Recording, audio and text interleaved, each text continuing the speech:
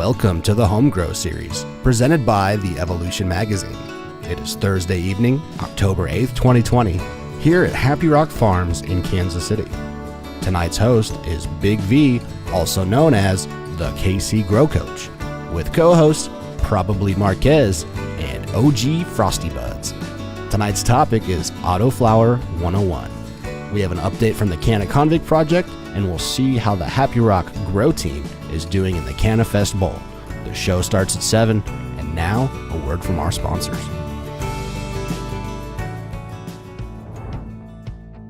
Hey everybody, Big V here coming to you from Kansas City, and there's so many exciting things going on here since we've been given the freedom to use medical cannabis. And one of the things that we've been given the freedom to do is to grow our own cannabis. And so there's a lot of people out there right now, maybe you're one of them, who's thinking about growing their own medication so they're not spending the high prices that it costs to get it from the dispensary or wherever they're going to get it from. And that's where I come in. I'm going to teach you from start to finish how to grow your own medication, what equipment you need, get you set up and work with you to customize a program that fits your particular situation. Most of my clients that come to me, they're new, they've never grown at all, and they have absolutely no idea where to start. And so I'm going to walk you through and help you understand the laws. I'm going to help you understand how to stay compliant and teach you how to do all the little things that you need to know to be successful from here on out. So if you're struggling, maybe you've been out there looking through the internet trying to find the answers and you just can't get them all together in one place, get a hold of me, KC Grow Coach, www.kcgrowcoach.com, and I can definitely help you get to where you want to go and accomplish your goals as far as cultivating your own medication.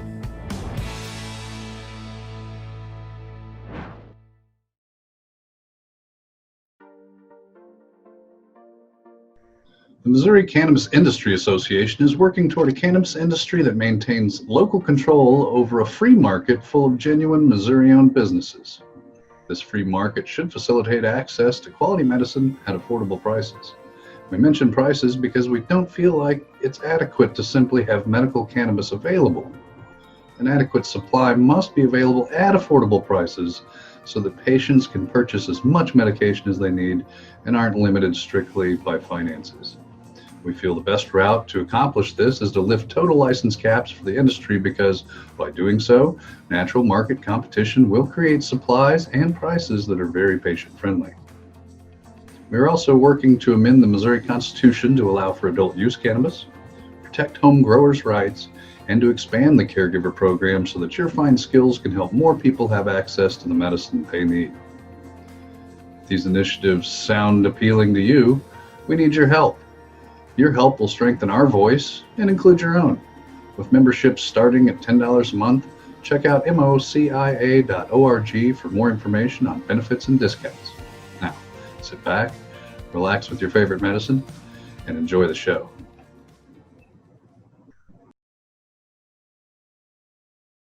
MoGrow Solutions is Kansas City's premier cannabis consulting company, offering doctor recommendations, state application upload assistance, state-approved medical transport boxes, infused KC's locally sourced CBD honey and dog treats, and much more. Come see us at our 2 new Missouri locations, one in Kearney at 408B West 6th Street, and one at 1418 Missouri Boulevard, Suite E in Jeff City.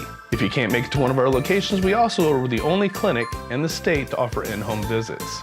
MoGrow Solutions, consult, learn, and grow.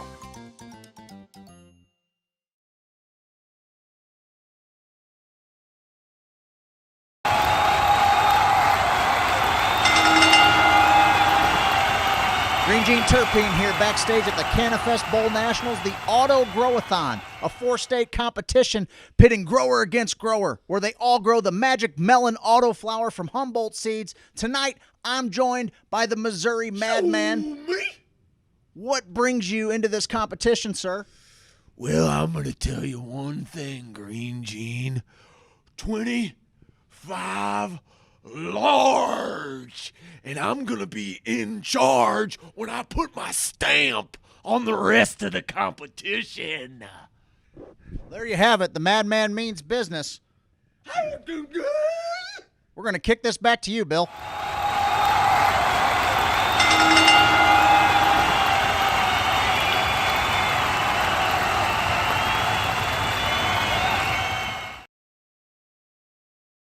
Extracts High Performance Botanicals, an extraction and processing company located in North Kansas City, Missouri.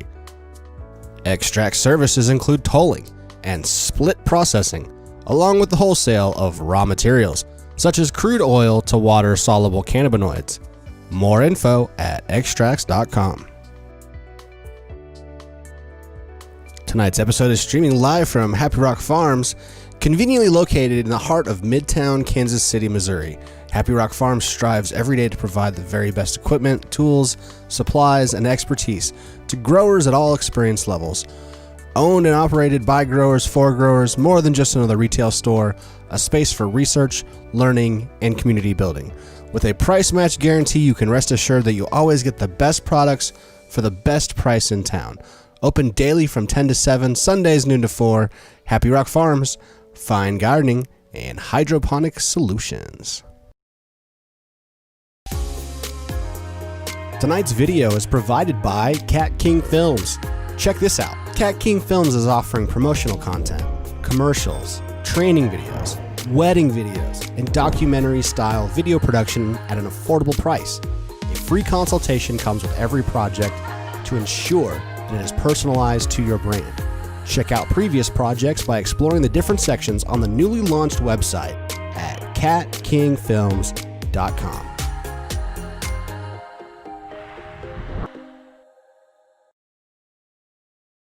Level Up Audio Visuals is your local source for cutting-edge audio, visual, and lighting technology.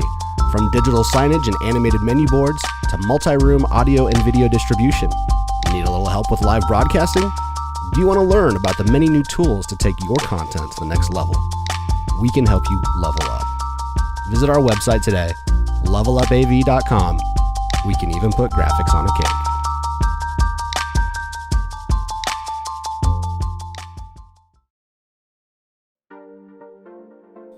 Please take a moment to acknowledge our network affiliates and streaming affiliates across the state of Missouri. The Home Grow series is made possible by the cooperation of many groups coming together to provide an educational platform for the community. We'd like to thank all our affiliates and sponsors, and will feature different groups each week. Now stay tuned for the Home Grow series, starting at 7 p.m., just moments ahead.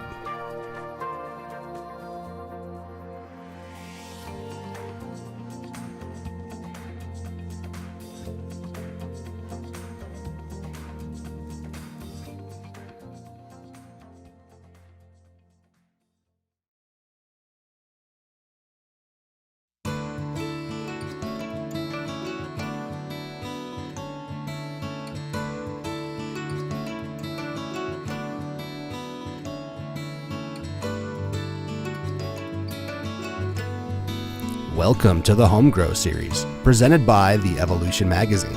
It is Thursday evening, October 8th, 2020, here at Happy Rock Farms in Kansas City.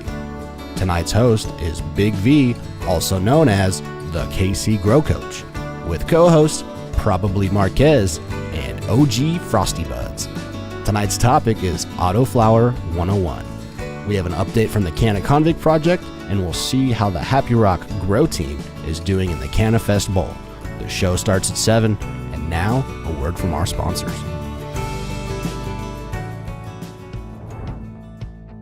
Hey everybody, Big V here coming to you from Kansas City, and there's so many exciting things going on here since we've been given the freedom to use medical cannabis. And one of the things that we've been given the freedom to do is to grow our own cannabis. And so there's a lot of people out there right now, maybe you're one of them, who's thinking about growing their own medication so they're not spending the high prices that it costs to get it from the dispensary or wherever they're going to get it from. And that's where I come in. I'm going to teach you from start to finish how to grow your own medication, what equipment you need, get you set up and work with you to customize a program that fits your particular situation. Most of my clients that come to me, they're new, they've never grown at all, and they have absolutely no idea where to start. And so I'm going to walk you through and help you understand the laws. I'm going to help you understand how to stay compliant and teach you how to do all the little things that you need to know to be successful from here on out. So if you're struggling, maybe you've been out there looking through the internet trying to find the answers and you just can't get them all together in one place, get a hold of me, KC Grow Coach, www.kcgrowcoach.com, and I can definitely help you get to where you want to go and accomplish your goals as far as cultivating your own medication.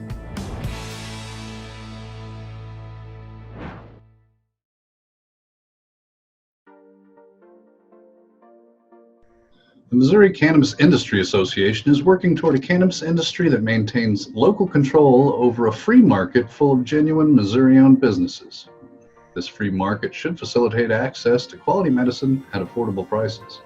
We mention prices because we don't feel like it's adequate to simply have medical cannabis available. An adequate supply must be available at affordable prices so that patients can purchase as much medication as they need and aren't limited strictly by finances. We feel the best route to accomplish this is to lift total license caps for the industry because, by doing so, natural market competition will create supplies and prices that are very patient-friendly. We are also working to amend the Missouri Constitution to allow for adult use cannabis, protect home growers' rights, and to expand the caregiver program so that your fine skills can help more people have access to the medicine they need.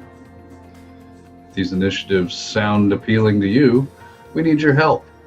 Your help will strengthen our voice and include your own.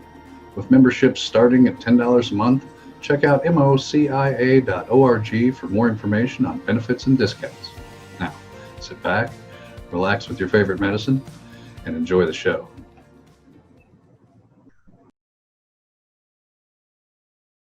MoGrow Solutions is Kansas City's premier cannabis consulting company, offering doctor recommendations, state application upload assistance, state-approved medical transport boxes, infused KC's locally sourced CBD honey and dog treats, and much more. Come see us at our 2 new Missouri locations, one in Kearney at 408B West 6th Street, and one at 1418 Missouri Boulevard, Suite E in Jeff City. If you can't make it to one of our locations, we also are the only clinic in the state to offer in-home visits. MoGrow Solutions, consult, learn, and grow.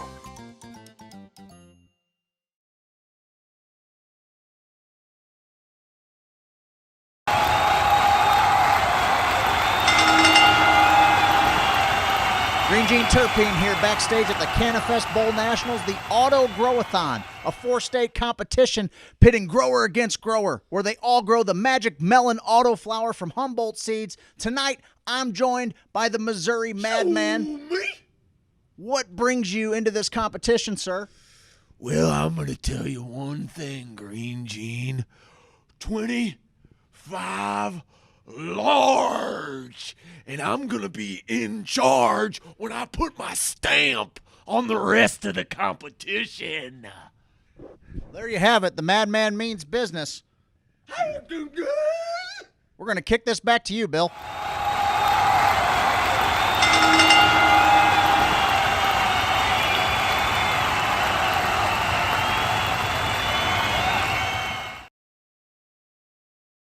Extracts High Performance Botanicals, an extraction and processing company located in North Kansas City, Missouri. Extract services include tolling and split processing, along with the wholesale of raw materials, such as crude oil to water-soluble cannabinoids. More info at extracts.com. Tonight's episode is streaming live from Happy Rock Farms, conveniently located in the heart of Midtown Kansas City, Missouri. Happy Rock Farms strives every day to provide the very best equipment, tools, supplies, and expertise to growers at all experience levels. Owned and operated by growers for growers, more than just another retail store, a space for research, learning, and community building. With a price match guarantee, you can rest assured that you'll always get the best products for the best price in town. Open daily from 10 to 7, Sundays noon to 4. Happy Rock Farms, fine gardening, and hydroponic solutions. Tonight's video is provided by Cat King Films. Check this out. Cat King Films is offering promotional content, commercials, training videos, wedding videos, and documentary-style video production at an affordable price. A free consultation comes with every project to ensure that it is personalized to your brand. Check out previous projects by exploring the different sections on the newly launched website at catkingfilms.com.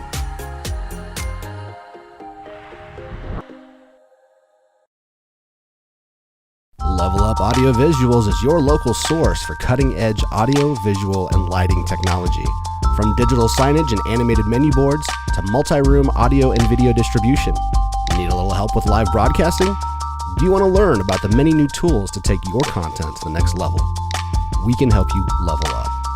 Visit our website today, levelupav.com. We can even put graphics on a cake.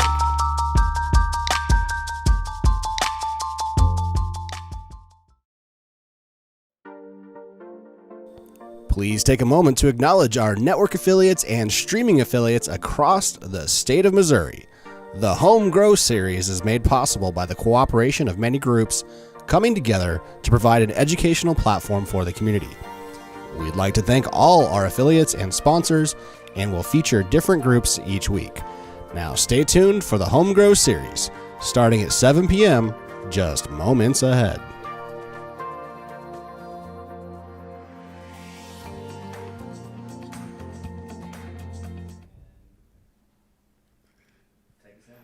Hello, Missouri cannabis friends and family. Welcome to the Home Grow series. We are shooting live here from Happy Rock Farms on Main Street in Kansas City. We have a great show for you tonight. I think this is episode 26 or 27. I don't know. I'm losing track. But obviously, this whole show, if you're a new viewer, is to help you guys learn how to grow at home. We want to give you free advice. The industry's taken off. We have some exciting things that are happening, but the option is always up to you to be able to grow your own medicine. And we have people like Vernon Big V here tonight with Casey Grow Coach, who is accompanied by probably Marquise, and I'm not guessing what his name is. That's what he goes by. Probably Marquise is his title here on the Home Grow Show. These guys are going to take over here shortly, talking about Auto Growathon, or the Auto Growathon that they're both involved in. How to grow autoflowers at home. It's a whole new way of growing. They'll talk all about that here tonight. But before we pass it over to them, I want to give a big thanks to our sponsors tonight. MCIA.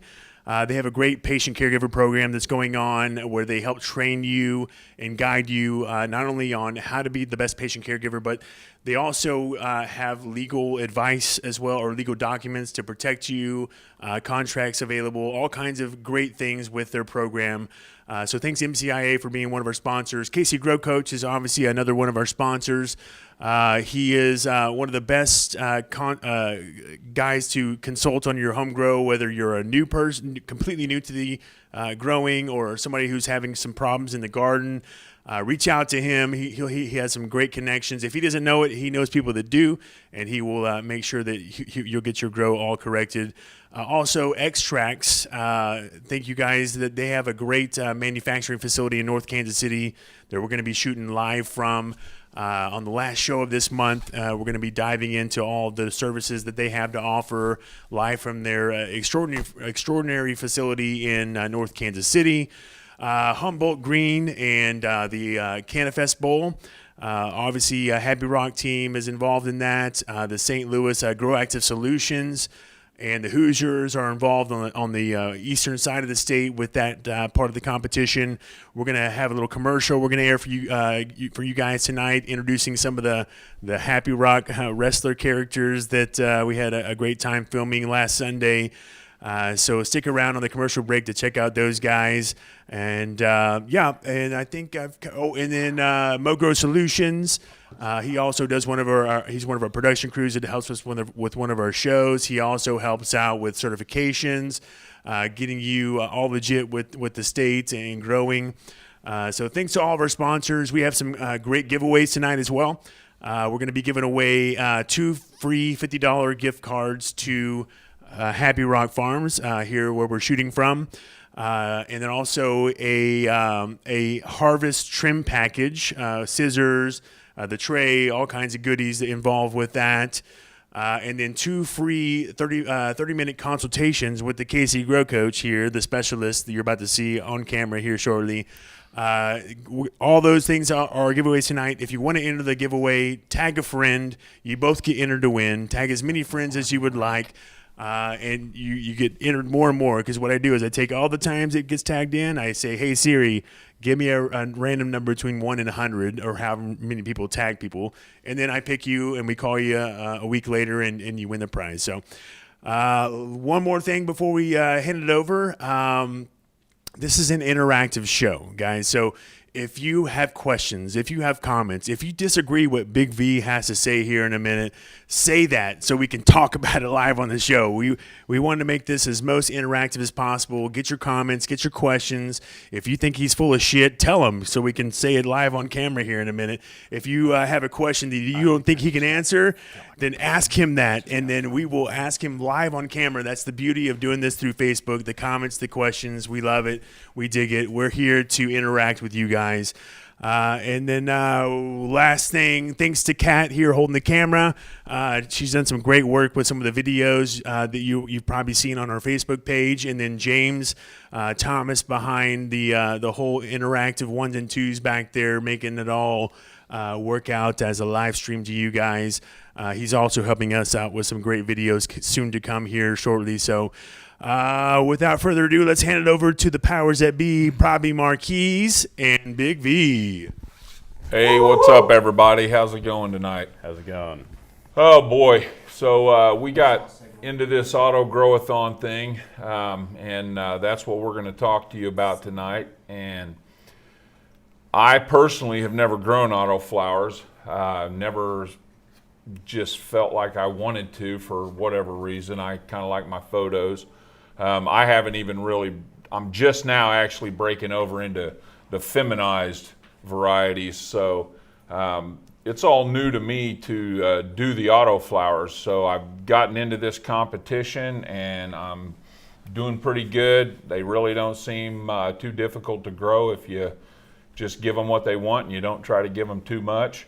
But I wanted to talk about that because I get asked a lot about autoflowers. So I think that in an attempt to educate myself also on autoflowers, which I've been trying to do over the last several weeks, I want to bring somebody in here who knows a lot more about autoflowers than I do. And I'm sure he doesn't know everything about autoflowers that there is to know, but he knows a lot more than I do, that's for sure. So we're going to talk to him and go through a few things. I grabbed some stuff off the internet today to talk about, and that's what we're going to do. So probably here, he probably knows a lot more than I do about autoflowers. So, you know, just real briefly, what you want to kind of introduce yourself and talk about what a little bit about autoflowers and you know what they are and kind of where they come from. I want to talk about the history of the autoflower. Let's get into a little education because you know it's a different variety than the indica or the sativa or the, you know, so it's your third variety basically. Mm-hmm. And where does it come from? When did it come on scene? We've been talking about this a little bit, right. So you know, okay. Why don't you just kind of enlighten us on what autoflowers are? First off, I come from Kansas City, born and raised here in Missouri. I went other places to experiment with cannabis legally in the market, and came back to be with family and really do things here. Now that it's legal here, we're free to be home. Do what we do and be home. Right. I think we all moved away at one point to be a part of things and then came back when you know, it started becoming apparent that it was going to be legalized, at least medically here. But as far as, you know, autoflowers go, and with you especially, you're being awful modest. You're doing great in the competition. I've seen your pictures. I've seen everybody's updates in the group, and really doing great. But as far as autoflowers go, some of the history is they're not from here. They're from typically Asia, Eastern Europe, and Russia. Higher climates. Typically lower climates. Lower actually. climates, okay. More northern region, similar to places like Alaska, Okay. where they have long day periods for extended periods of times, up to 3 months, 4 months, Right. and the same thing with long dark periods, Yep. extended periods of times. Extremely rough climates and harsh conditions So in some you'd of these find 'em areas. in the lower regions. Is that where you're saying? Yeah, you would find- them you would kinda find like a 'em- Rose of Sharon down in the valleys. You would find them in the valleys, right on. amongst the rubble. Cannabis ruderalis. Rudal is a Latin word, and it comes from the Latin word, or the terminology comes from rubble. Rubble. And this is a plant that you would find growing amongst rubble, like a weed. rocks and You know. bad soil conditions and things like that. Yeah, Right? and as far as Cannabis ruderalis is it classified on the taxonomy, there's two ways you can look at it, and this is debated by many scientists constantly. It's either Cannabis sativa subvariety spontanea, or it's Cannabis ruderalis. That's all going right over my head, brother. Well, it's to be really simple. There's people that believe that this ruderalis came from Cannabis sativa. Okay. And there's people that believe that between the physical forms of the seeds, the physiology of the plant, what it does, that it's always been something completely separate. Okay.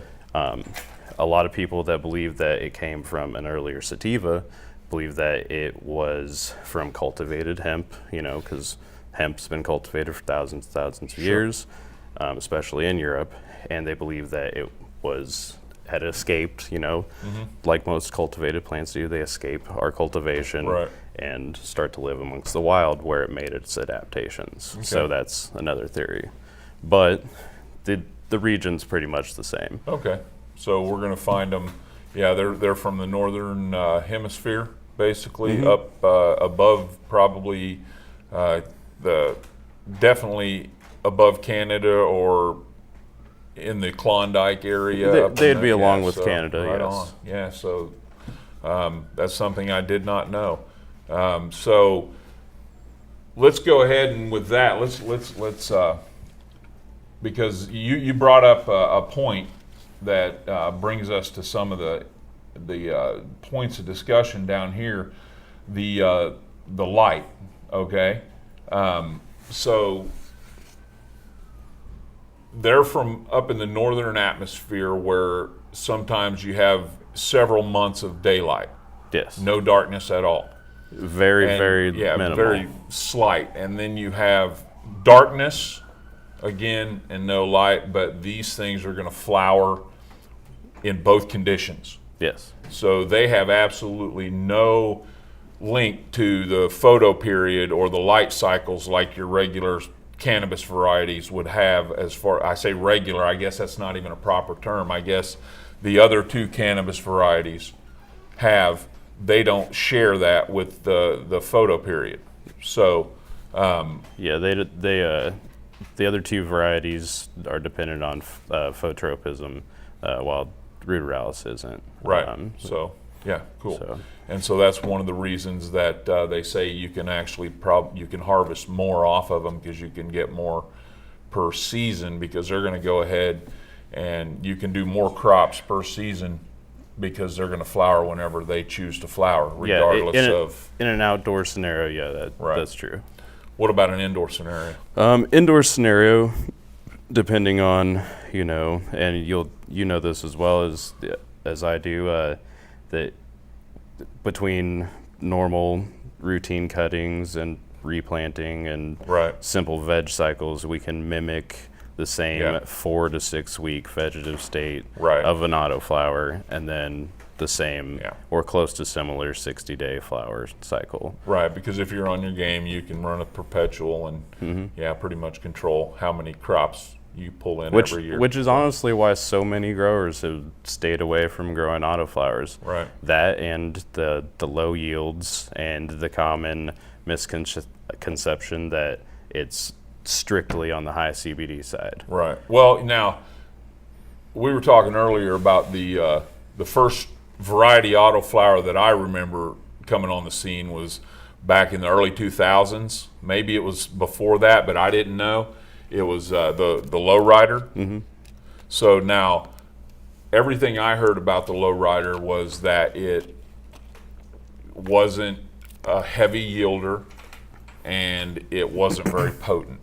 But now we're talking about a long time ago, and I'm sure that there's been a lot of improvements made in with selective breeding and whatnot that has probably brought it closer to where we like it to be.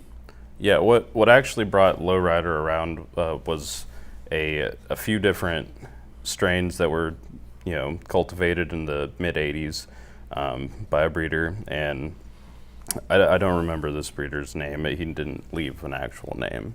A lot of them didn't back in the day, right? And there's two stories behind where the rider came from.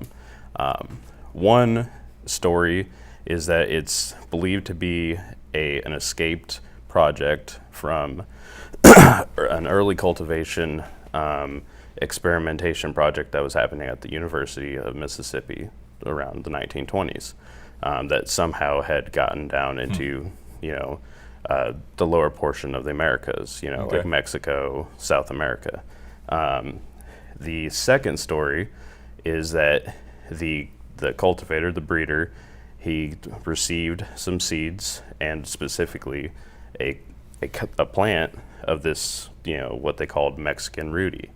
So, ruderalis. The story goes he got it from a Hispanic fellow. Okay. And it was a ruderalis, and hence the name Mexican Rudy. Okay. That's where his experimentation started, which created the first rider. And it's one of those two stories, so whichever one sounds best to you is the one that you can like best, right? Sure. So that's the one you tell. Yep. So right on, man. So that's awesome.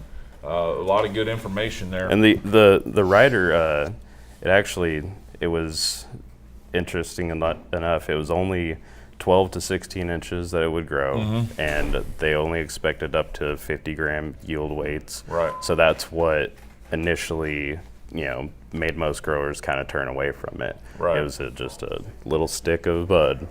And most of the people that I remember that grew the Lowrider, they were people that had to have real stealthy grows, where they really were in a spot where they needed a ground hugging plant and they didn't want something that took a long time. So either that or small old closets, PC boxes, right? Yeah, all types those of old things. refrigerators, those little. I've seen people grow in little college dorm refrigerators and stuff like that. So yeah, that's pretty cool.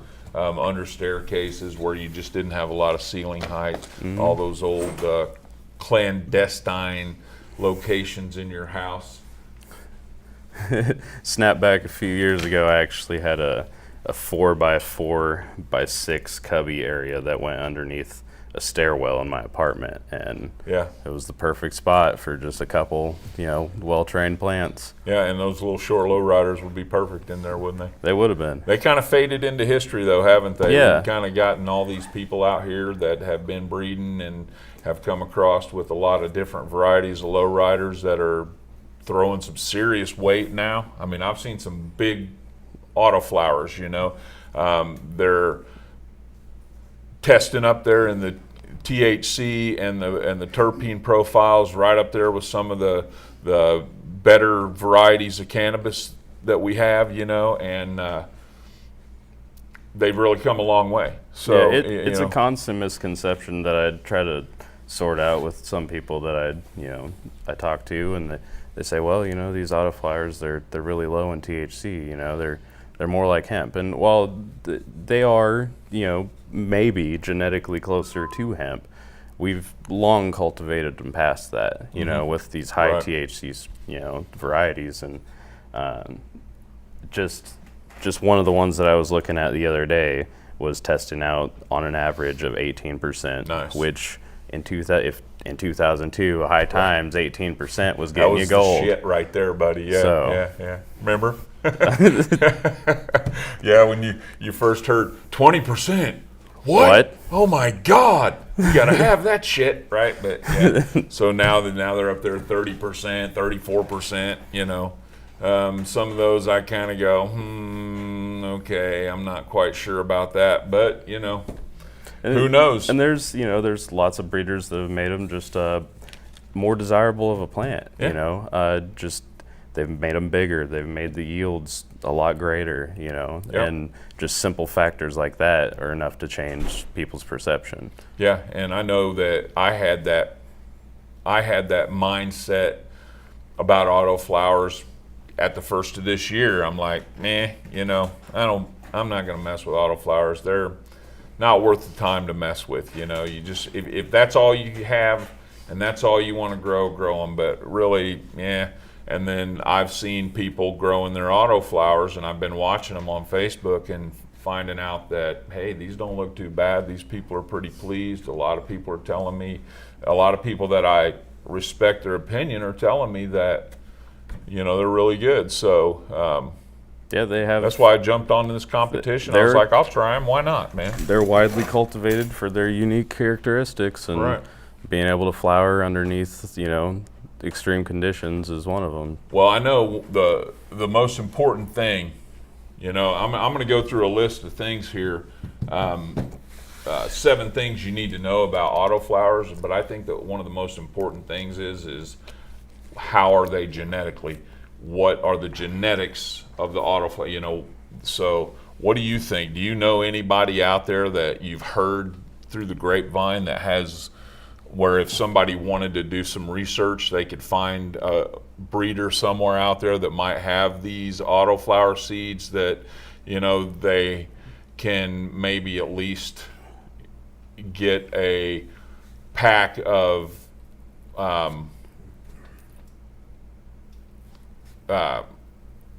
what do you call them? Souvenir seeds? Souvenir seeds? Yeah, souvenirs. Oh yeah, there's plenty of places that I would consider getting reputable autoflower souvenirs from.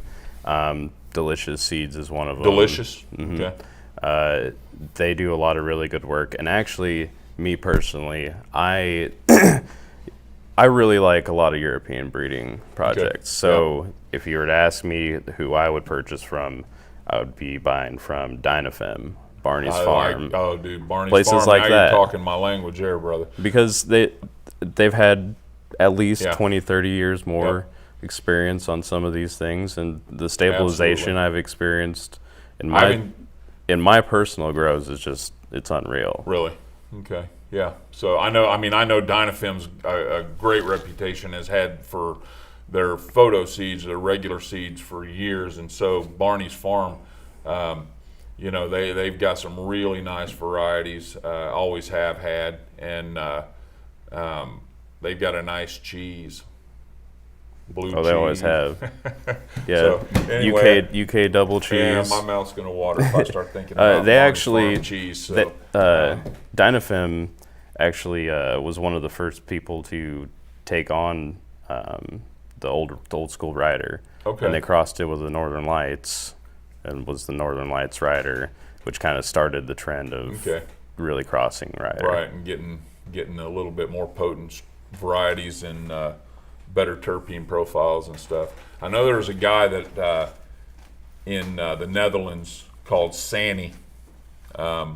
He's got a forum and a seed bank called Open Grow, and I know he had a lot of autoflower varieties at one time, and I know anything that comes out of that man's stable, you can count on, because he's one of those that he makes sure he tests and he works, and he'll work the variety until it's solid. So yeah, I'm just going to throw that out there, and I haven't even talked to him in years. So yeah, a lot of problems that I experience with in other people's gardens with their autoflowers is a lack of stability, and that's just mostly on the part of the breeder, where they F1 femmed, or they femmed an F1 cross, and people are getting inconsistencies of photoperiod plants and non-phototropic plants. So. Right. Yeah. But it is what it is. Buy from a reputable breeder. So you think that someone should make sure that they're an F2 before they consider? Easily. Yeah. Stabilization I like is to do everything. that. I like to do that even in my regular seeds. I like to make sure they're F2s before. When you go to the store and you're purchasing any other type of seed, Yeah. you're going to expect that type of seed to, that Produce that plant. This is the tomato I bought. This is the tomato I Right. expect. Even with simple F1 hybridization tomatoes, where there is some variations, it's still going to be relatively close. Right. So And that's what you want with the cannabis also. you got to So have some type of standard to go by. we got a question. How important is the life cycle in an auto? You want to field that? I would say that the light cycle is actually really important. Just because since an autoflower only has so much time to grow vegetatively, you're going to want to maximize that. Now, ruderalis, it can handle both extremes, not a lot of light or a whole lot of light. Some people grow ruderalis under 24-hour photo periods, 20 to 4 photo periods. I actually prefer 18/6 because there's a lot of biological activities that happen in a Right. plant when it's asleep. Yeah. So it actually helps with some of the temperature problems that you might experience. So Do you think it causes more stress if you leave the light on 24 hours? It causes them to bloom faster? Maybe? I haven't done any experiments with that, but I would assume so. Okay. It might be something to experiment with. We'll do another question. Can you top autos? Now, I'll try to answer that. You can top autos. Yeah. I've seen people do LST with autos and stress train them. Some autos have started blooming very shortly after they get topped. Oh yeah, But yeah, I mean, I think you can definitely top an autoflower. And the second question, can you have a male autoflower? Absolutely. Yep, just like anything else. Unless it's a feminized seed, and even then you can have a male or a herm. Yep. So, or I'm sorry, as the proper term would be, intersex. Eric McSwain. Yes. He corrected me on that one. Yep. Cannabis lies and intersects until it shows its true form. So, yeah. So the answer is yes. Yeah, So you can have top a male, autos. You can top them. Yeah. Low stress train. Get them out there. Get some branches on them. It's just real important to remember that since you have a really limited vegetative cycle, that the more stress you put on them, the more damage you do to them. Like some people will strip them and they'll break them and they'll do all these things. And it's like, it doesn't need all that. Right. It's meant to grow without all that. Yep. So. But it doesn't hurt to top it and pinch it a little bit so that all the side branches come up to the light. Yep. So. I prefer a different type of low stress training. A friend of mine actually got me onto this, and they're using it in their facility, and it's working really well for them. But they're taking a node top, and they're only turning it 1/3 of the way around. Not enough to break it, barely enough to stress it. Instead of fimming or actually topping, just barely twisting it, and it's causing enough stress to allocate, lateral growth. So. All right. I might experiment with that because I like to do as little damage to my plants as possible. Right now I'm doing an experiment and kind of getting off subject a little bit, where I've got 2 plants that I've done a heavy defoliation, 2 plants where I've done a mediocre defoliation, and 2 plants that I'm leaving the hell alone, and I'm going to see how they grow out.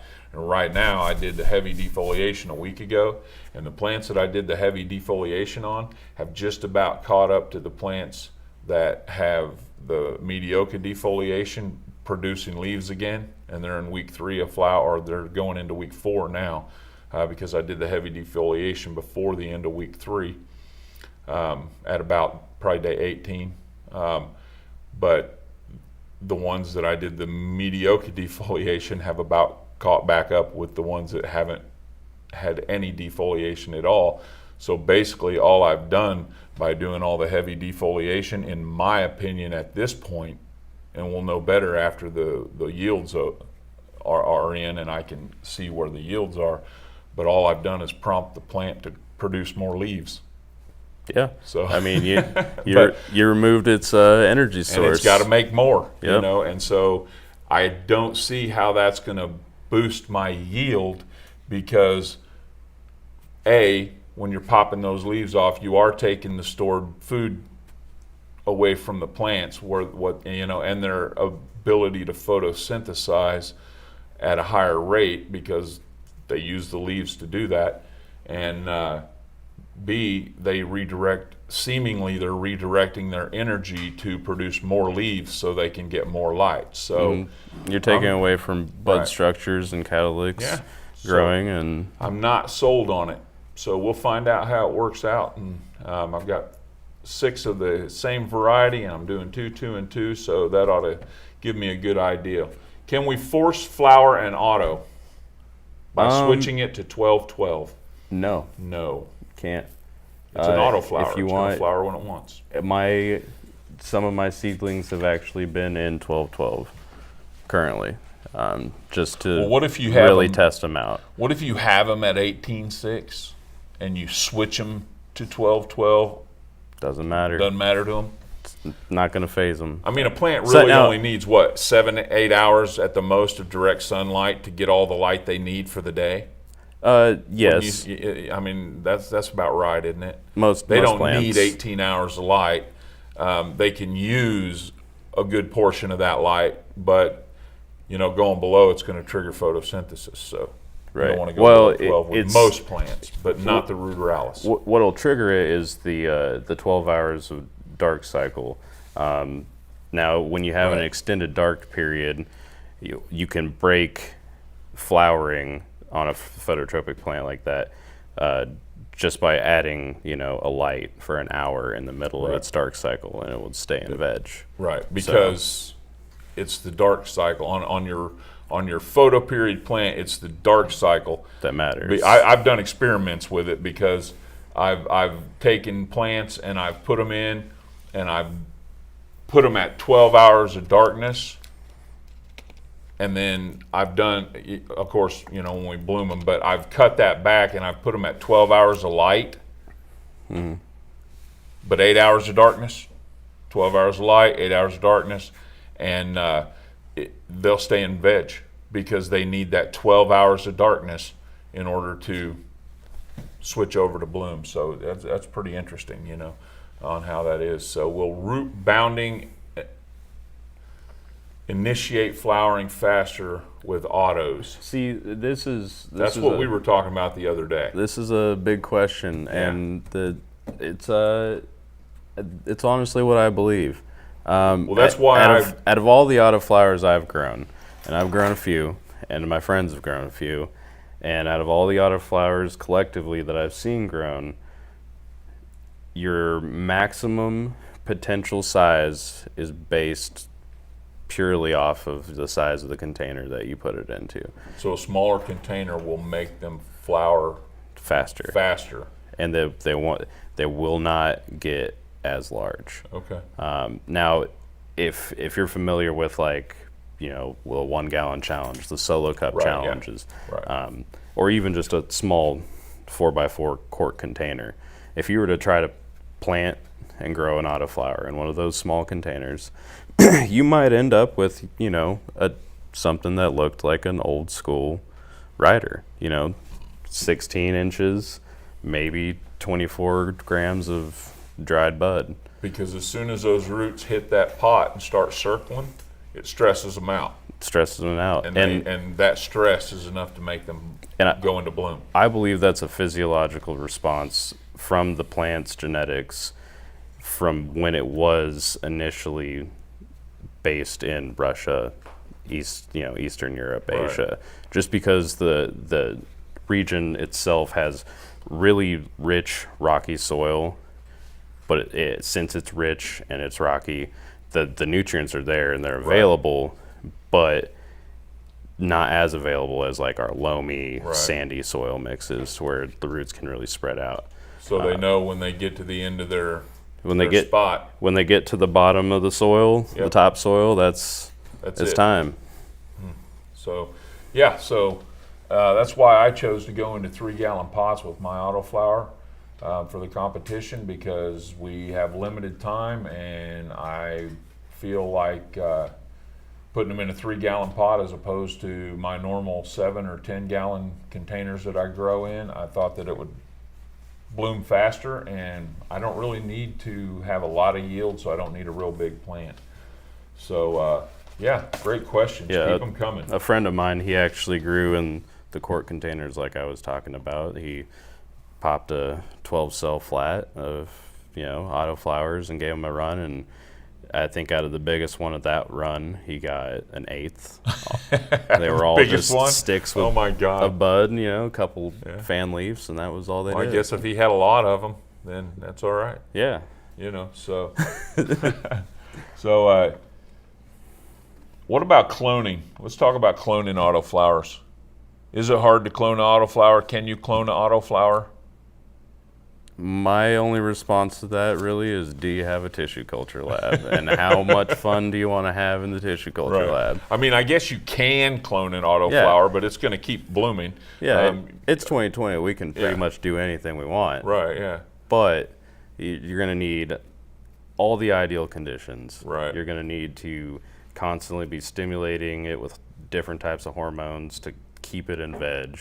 And then, the problem with going in vitro is always getting it out of vitro, out of glass. Mm-hmm. Once you put it into tissue culture, it's getting it back out of tissue culture. That's a real problem. So it's really stressful. So it's the whole process that makes it less and less worth it. So your average grower out there who's got them a little 4x4 or 5x5 tent, and they're growing some autoflowers, and they're pretty good. They're getting pretty good at their grow.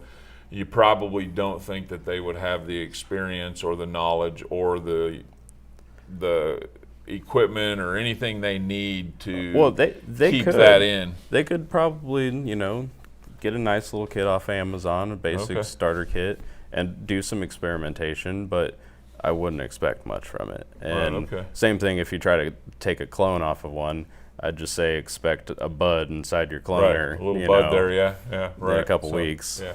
I mean, I would think if the stress of the rooting hitting the edge, the roots hitting the edge would cause it to go into flower, then a lot of stress, period, might cause it to go into bloom. But maybe it's just a root thing. But yeah, I don't think, I mean, you can, I would assume you can clone an autoflower, but I don't know if it'd be worth it because you're not going to gain anything because it's going to bloom when it's going to bloom. Leave the branch on the plant and you'll get more out of it. So yeah, typically the only reason people do that is just to preserve genetics.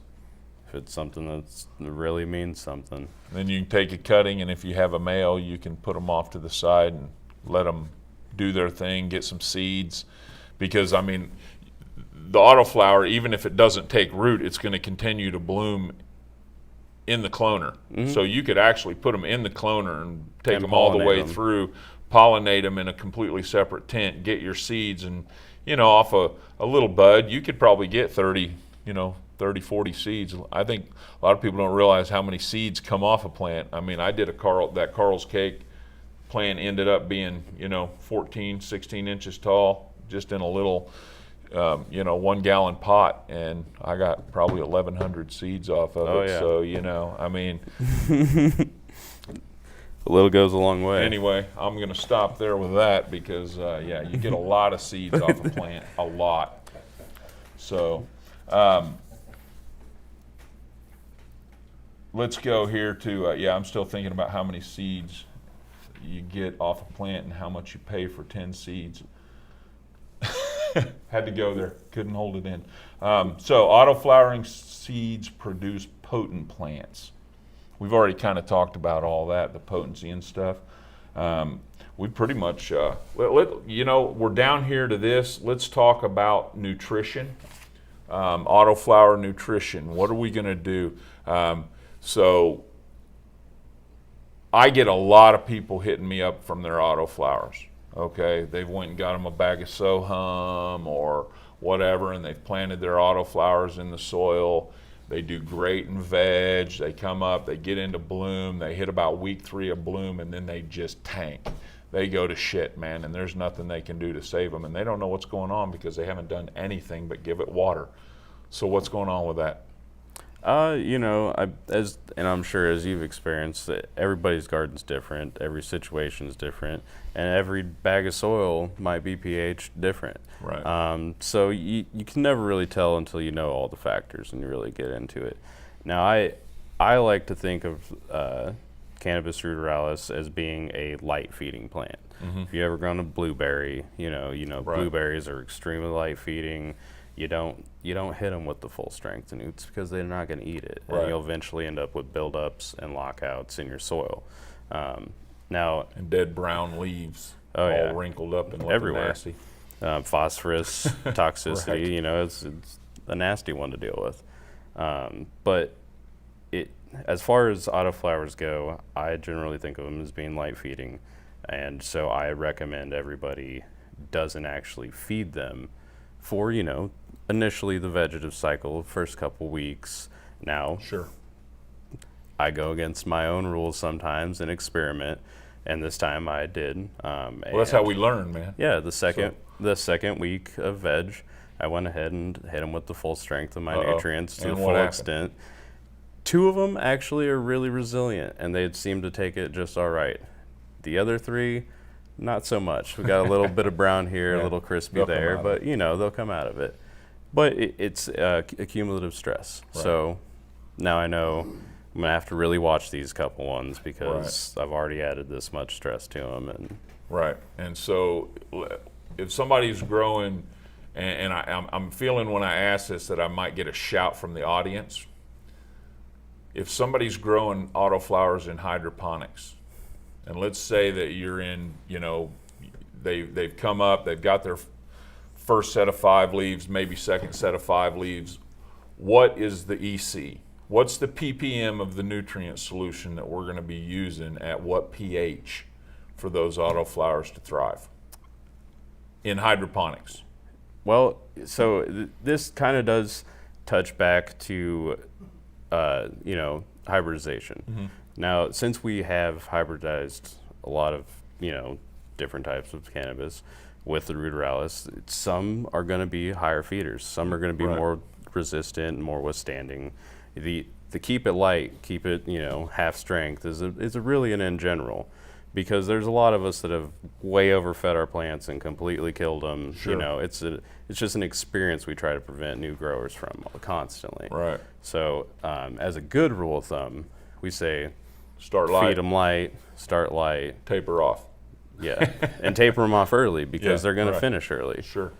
Well, you think with a ruderalis or an autoflower, you would, like a lot of hydroponics growers, they like to push it right to the point to where the tips of the leaves burn and then back it off just a hair. Is that doable with the autoflower, or I would will it say stress them too much? I'd say if it's in the system and you're doing it, and if it's working for you, go ahead and keep pushing it. Yeah. There's no reason for you to not push it, especially through veg. If it can handle it and you're confident, then do it, because that's the most crucial point in the Right. growing Yep. period. Get it up there. And as then big as it can once get. you get into flower past week 4, in hydro and in soil, you really want to start cutting back on any Back it off, nutrition. Cleaning them out, feeding them good microbes, getting the cells nice and clean, just filled with water. Right. No more nutrients, no metals, no anything like that. So you get the cleanest, finest smoke. Nice. So push them like you'd push anything else. Would you agree with that? What was your question? ppm? Yeah, would you agree to push the autoflower as much as any other plant, or take it really light? It depends how they're responding. Okay, just what he said, depends on how they're responding. So beautiful. So I'm doing my autoflowers in soil because I'm a soil guy. I used to be hydroponics. I've done hydroponics quite a bit, but I've gone over to the soil side, and I put mine in 3-gallon pots, and I put them in a blend of soil that we made here, and we kind of blended it to be autoflower friendly, the 1-1, and they're doing great so far. They really are. And yeah, they look really good because I've done absolutely nothing but give them a little water, and they're looking amazing. So we'll see if that carries on through, because we made it a real light soil. And so when I say light, I mean doesn't have a lot of nutrients. So if it gets up into bloom and it starts to fade off a little bit, I'll give it a little tea. You know, I probably won't top dress it, but I'll give it a little tea, you know, and see what I can do with it. But yeah, so I'm following the rule of taking it easy until I see that it needs something. And when it starts asking me for some nutrients, then I'll give it a little bit of tea. So yeah, I put mine in a recycled round of soil, so it was already low in nutrition. So I figured I would go ahead and top dress it, and they responded great to the top dressing, first initial waterings, and I said, well, you seem to like the food, so I just went right into it. And maybe shouldn't have done it, but I got 2 that look all right. That right on.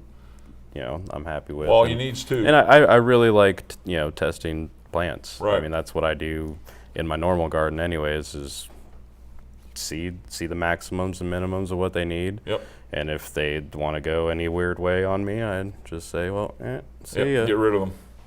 So you chop a lot of plants?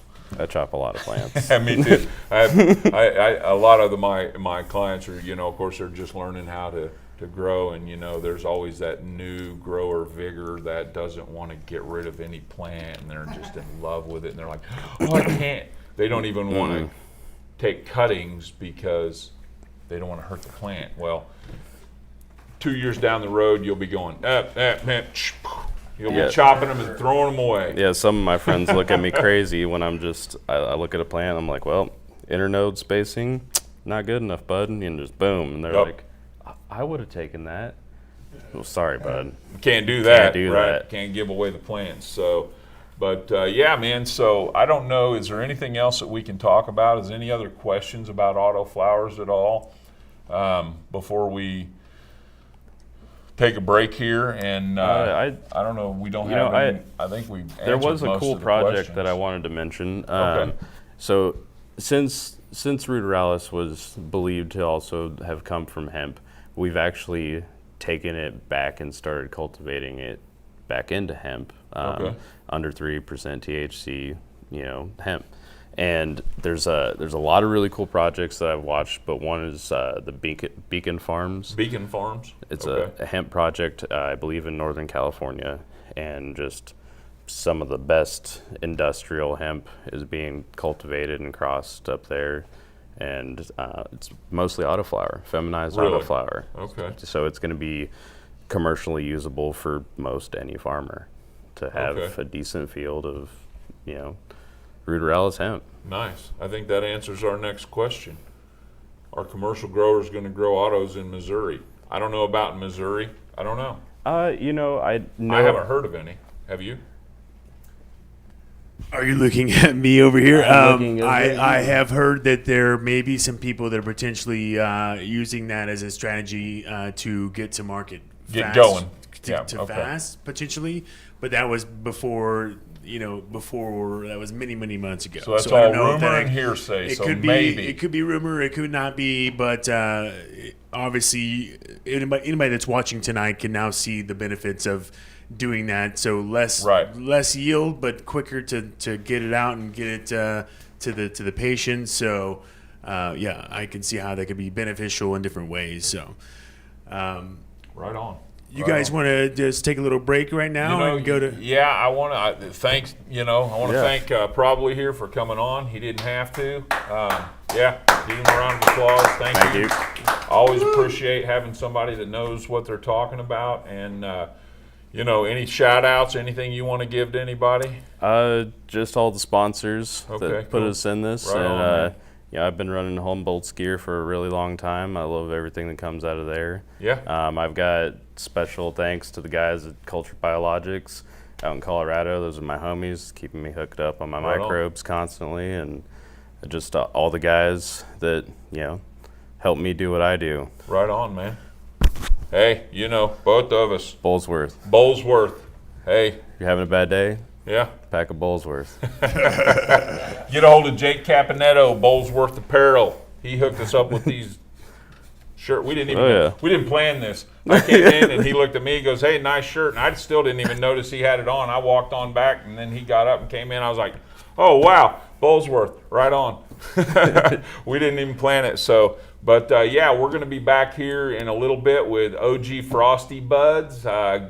Great, very experienced cultivator here. He's going to talk about harvesting and curing and drying and all the things we need to know to and help us preserve the terpene profiles, because that's what we're after.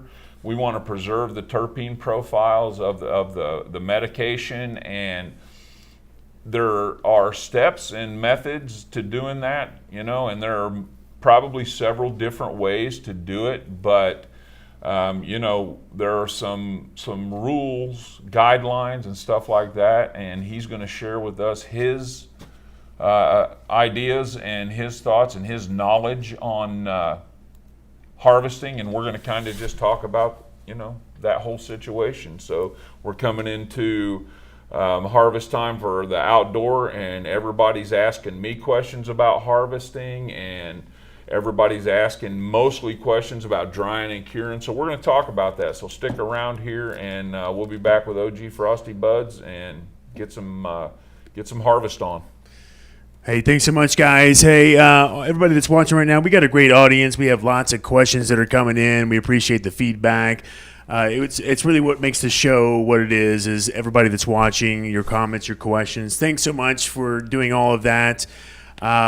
We have a really awesome a bit that's about to play here with the Canada Convict Project. For the first time in this show's history, we're going to be talking on a pre-recorded video with one of the Canada Convict Project's people that they're helping out, Zachary Nutt, live from prison on the phone call that they're recording that we're about to air right here. So great work, Canada Convict Project. They're doing amazing things. We're going to go to that real quick before we go to that. Our prizes tonight. We want to make sure that you guys have a chance to win these awesome prizes. Tag a friend to win. Tag as many friends as you would like to win.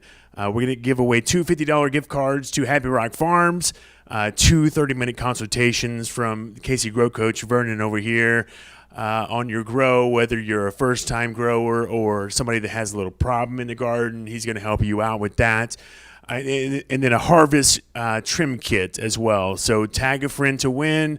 Get them in here to watch this next segment where we are talking live to one of the Canada Convict people they're helping out live from prison. Let's go live to that, James, if you could. Hey guys, Chris and Christina with the Canada Convict Project. Hope you're enjoying the show. We have Zachary Nutt on the phone. Zach is currently housed in Versailles Correctional Center. He's awaiting his move to the prison once they finally assign him one. Zachary, do you want to say hi to everyone? Hi, how you guys doing? Okay, so first we're going to start with just reminding everyone that Zachary is the individual that we went and did some testimony for 2 weeks ago on his sentencing, for his federal sentencing. They were looking for 120 months. He ended up with 72 months. And with the amount of time that he's served thus far, he is potentially eligible for parole here in about a year and a half. So let's go ahead and let's tell everyone how we met each other, Zach, or how we came into contact. Well, I have a couple of friends, and one of them worked in Versailles with a lady I think named Heidi, and my best friend is her girlfriend, or his girlfriend. And I talked to them on the phone, and I guess Heidi reached out to Christina. And then I was talking to Cody on the phone one day, and he gave me Christina's number, which I became in contact with. And after that, she started helping me out in tremendous ways. Yeah, so that's Heidi and Kyle Rail with Zayden's Coalition. So it's a small world. And that's one of the ways we find out about these individuals is through family and friends. So always remember to reach out to us, guys, if you know anyone who's in custody and is needing help for a nonviolent cannabis offense. So, like I had mentioned, we went and did some testifying on his behalf at his sentencing. They only let one of our three give testimony, which was Joni. We were disappointed that the other two, Jeff and Tim, were not allowed to speak. So now that he has finally been sentenced and he's out of limbo, which has been quite stressful for him, what's the next step now? What's the transition process looking like for you, Zach? Well, I will be transferred to other detention centers, and depending on where I go to prison is depending on how many times I'll be transferred, and depending on if I get to ride on Con Air or not. So it could be multiple places, it could be one. The federal government does not tell you anything because all their clients are very high risk, apparently. So you don't know if you're going to be able to stay in Missouri or not? I doubt that. I most likely will be transferred to California. Because that's where my address was. Yeah, and then you had put in a request, which your attorney Kevin had expressed to the judge at sentencing, that you have a bunch of family here, so he did request that they would take under consideration a prison closer to your family as well. So we thought he was getting transferred today, but you want to explain what you think the situation is on why you might get transferred here in a day or two? Well, it's just like when other federal inmates come to the detention center that you're housed. Like, they do a lot of movement, and a lot of times after you've been sentenced, a couple weeks, a month. But the situations are weird because of the coronavirus and what's going on right now. So I kind of feel like I'm going to get transferred to another detention center because a whole bunch of federal inmates got transferred here, which means that they will be doing transfers. Yeah, so through the 40 months that I've been here that I've seen. We'll keep the community posted. Zach's really good about staying in contact with us, so we'll keep everyone posted as his transition period happens. So hopefully you're at one of the prisons that's close to either your family in California or your family here in Missouri, and they don't farm you out someplace random and weird so people can come and visit you. Yes, I pray for that. So what's life like in there, Zach? What's going on? Well, life is very difficult in a county jail. You are locked down in a pod for pretty much 24 hours a day. Some of the places have outside rec, which you get for about an hour, unless some other individual messes that up for you, which happens at least 90% of the time. And there's constantly people in and out. There is a whole bunch of addicts. The thing with county jails is there's a lot of stupid. And by stupid, it's just like people don't care about their lives too much because they're very bad addicts and they just come and go and always try to start shit. So, like when you're housed at a place for a really long time, you don't know what's going to happen. And then when you're not a non-violent person or a person that's ever been in trouble, it's kind of difficult because getting used to all the things that you had to get used to, like just stuff that your normal life isn't about. So, you're only allowed three sets of, 3 shirts, 3 underwear. The hygiene is very horrible. A lot of people are dirty. The showers are just, depending on where you're at, they're out in the open, so you kind of just don't know what to expect a lot.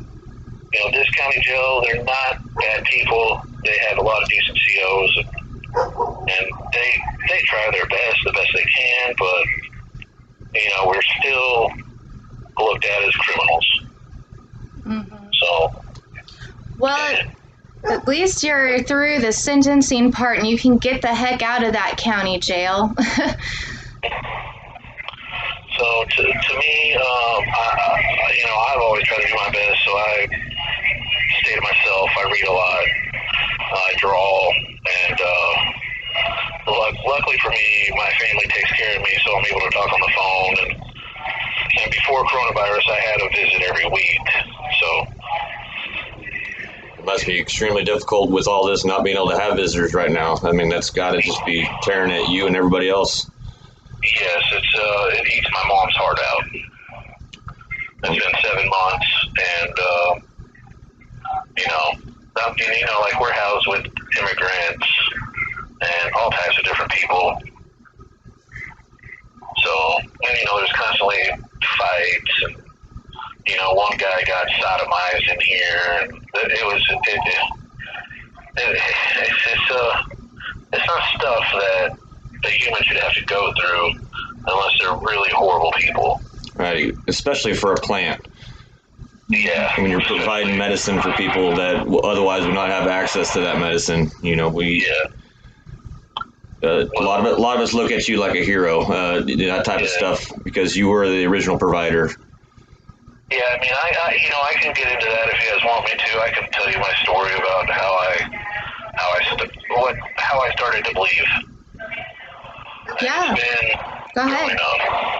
When I was growing up, there was a lot of addicts around, and they were addicted to meth or crack or whatever.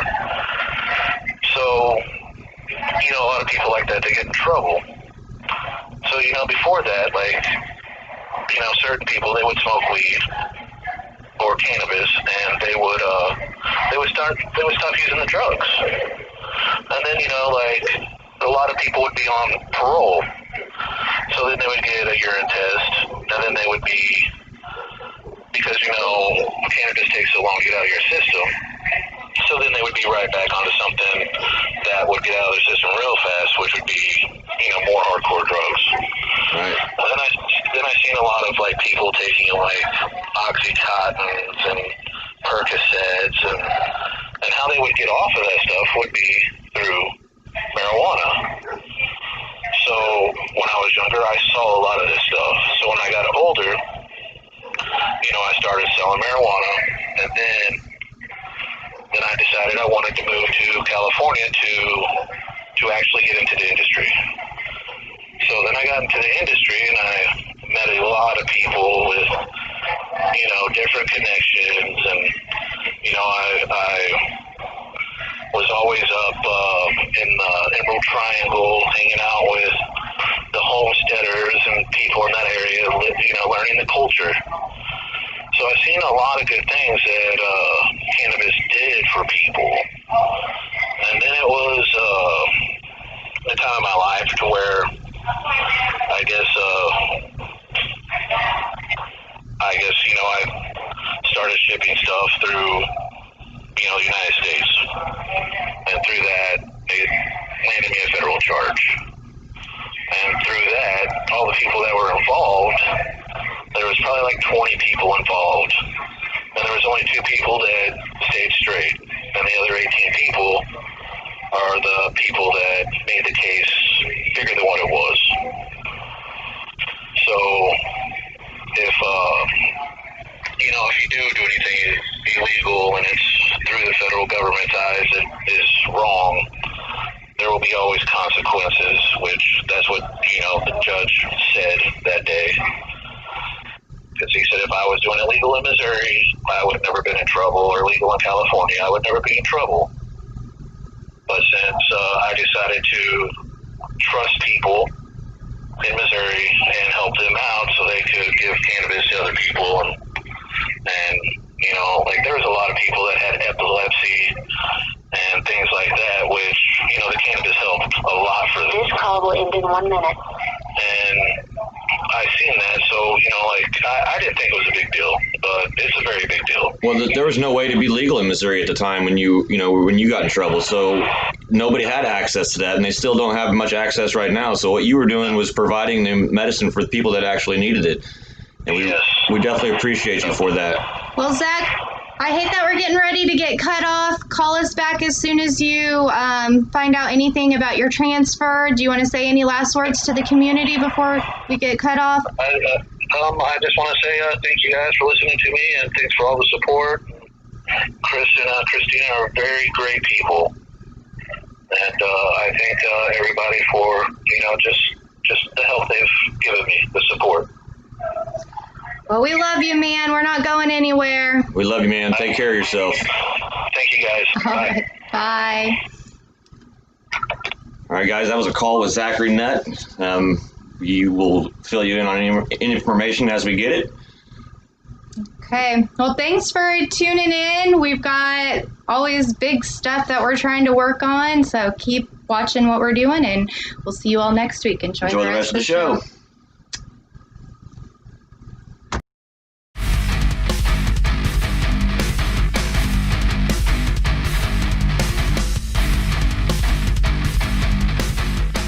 How's everybody doing tonight? I'm Von Ribs McGee. I'm here at the 2021 CannaFest Bowl. We're here with the Dictator of Dank, Mr. Dictator of Dank, and the Microbial Madman. Microbial Madman, what do you got to say to the rest of your competition? They don't know. They don't know? How's your grow going?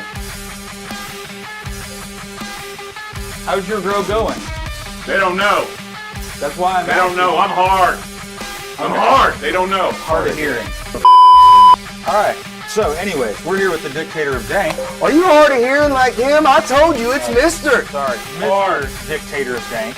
What do you got to say to all your competition out there in California? Eat fruit pies and surf surfboards, stay on the beach, you bunch of hippies, get out of here. Okay, what about They don't Colorado? know. You live in a big old chili bowl and it snows in the summer. What's that about? You guys are weird. They don't know. Diet weed, 3-2 weed, just stop. Oklahoma. Ha ha ha. They don't know. So, what do you know. say to your fellow Missouri participants? Look, I'm just going to say one thing, all right? You see the bottom of my shoes? You see them? They're slick.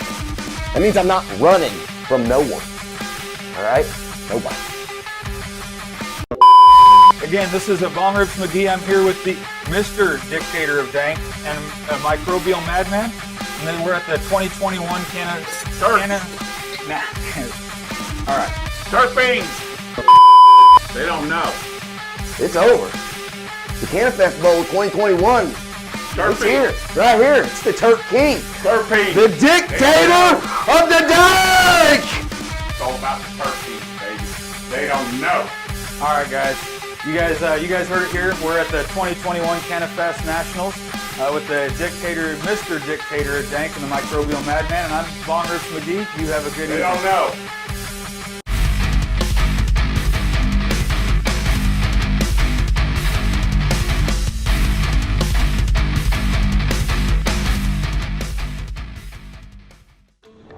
Previously on the Evolution Magazine's Home Grow series. We're here at Happy Rock Farms shooting live on Main Street in Kansas City, and tonight we have the largest studio audience here that we've ever had before.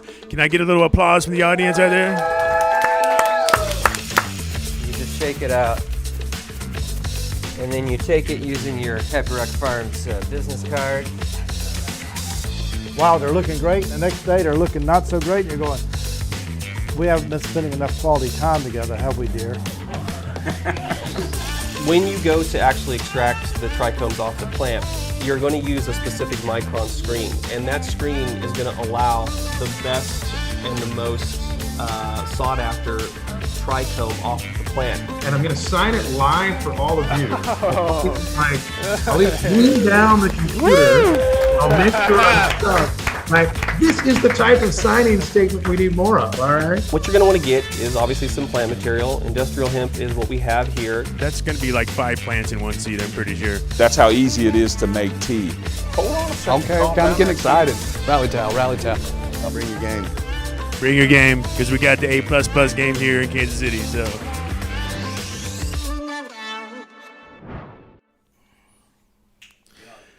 Hey, thanks for sticking through the commercial break. We took you on a 180 there in the commercial break from Zachary Nutt live from the prison, talking about life in the prison to the Auto Grow-a-thon. But that's what we like to do. We like to cause emotions, you know.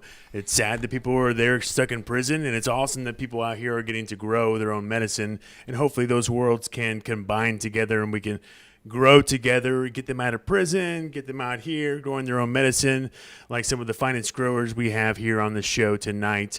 Real quick, before I pitch it back to the second half of the show, tag a friend. Lots of cool prizes. If you want to win them, we have them to offer. Harvest Supply Kit, we'll show you that here shortly. 2 $50 gift cards to Happy Rock Farms.